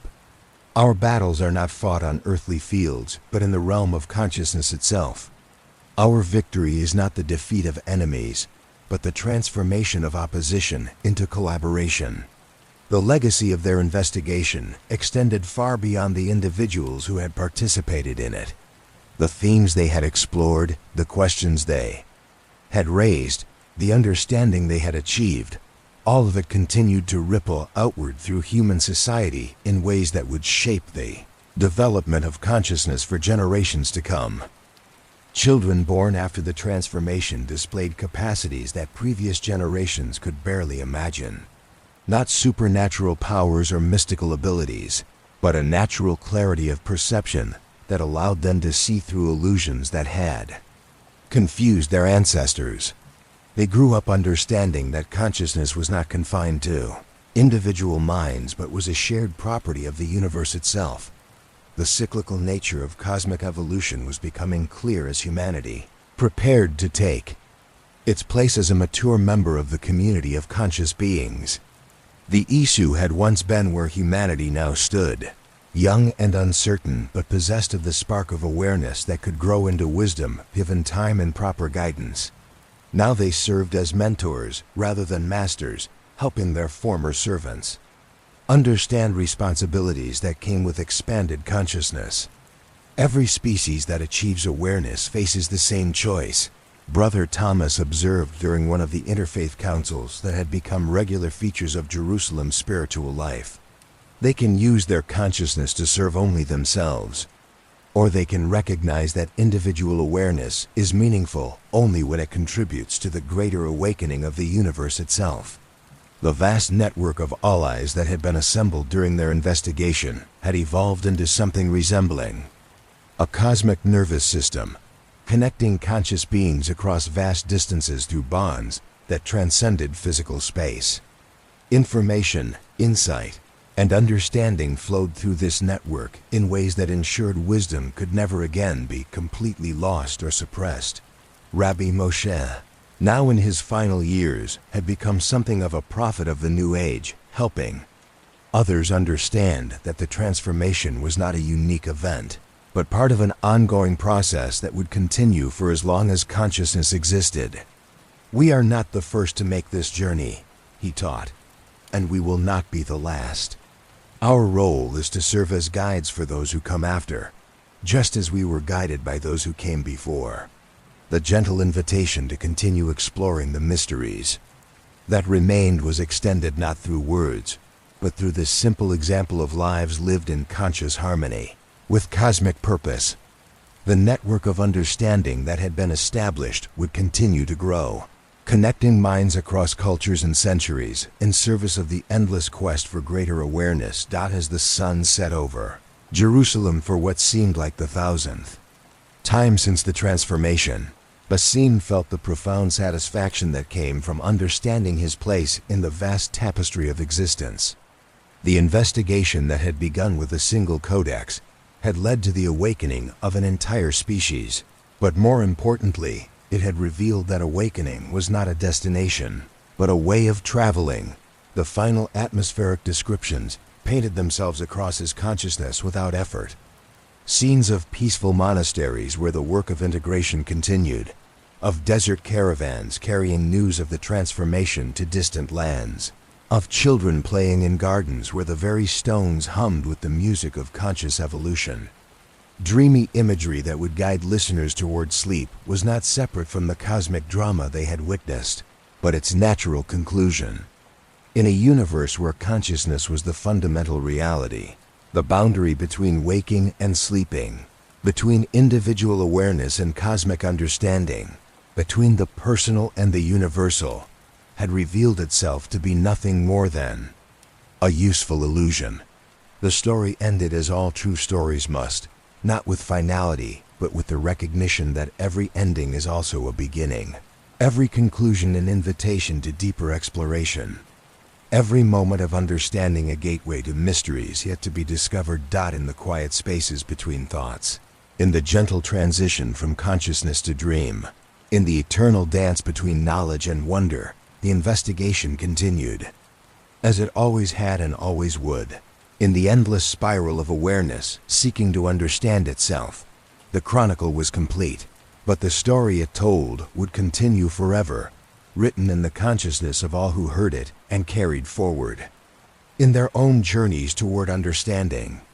For in a universe where awareness was the most precious gift, every mind that awakened added its voice to the cosmic symphony, and every dreamer who drifted off to sleep carried within them the potential for revelations yet to come. Sleep well, fellow travelers in consciousness, for tomorrow brings new mysteries to explore and new understandings to discover. The adventure never truly ends, it only pauses between chapters, waiting for minds ready to write the next pages in the endless book of awareness itself.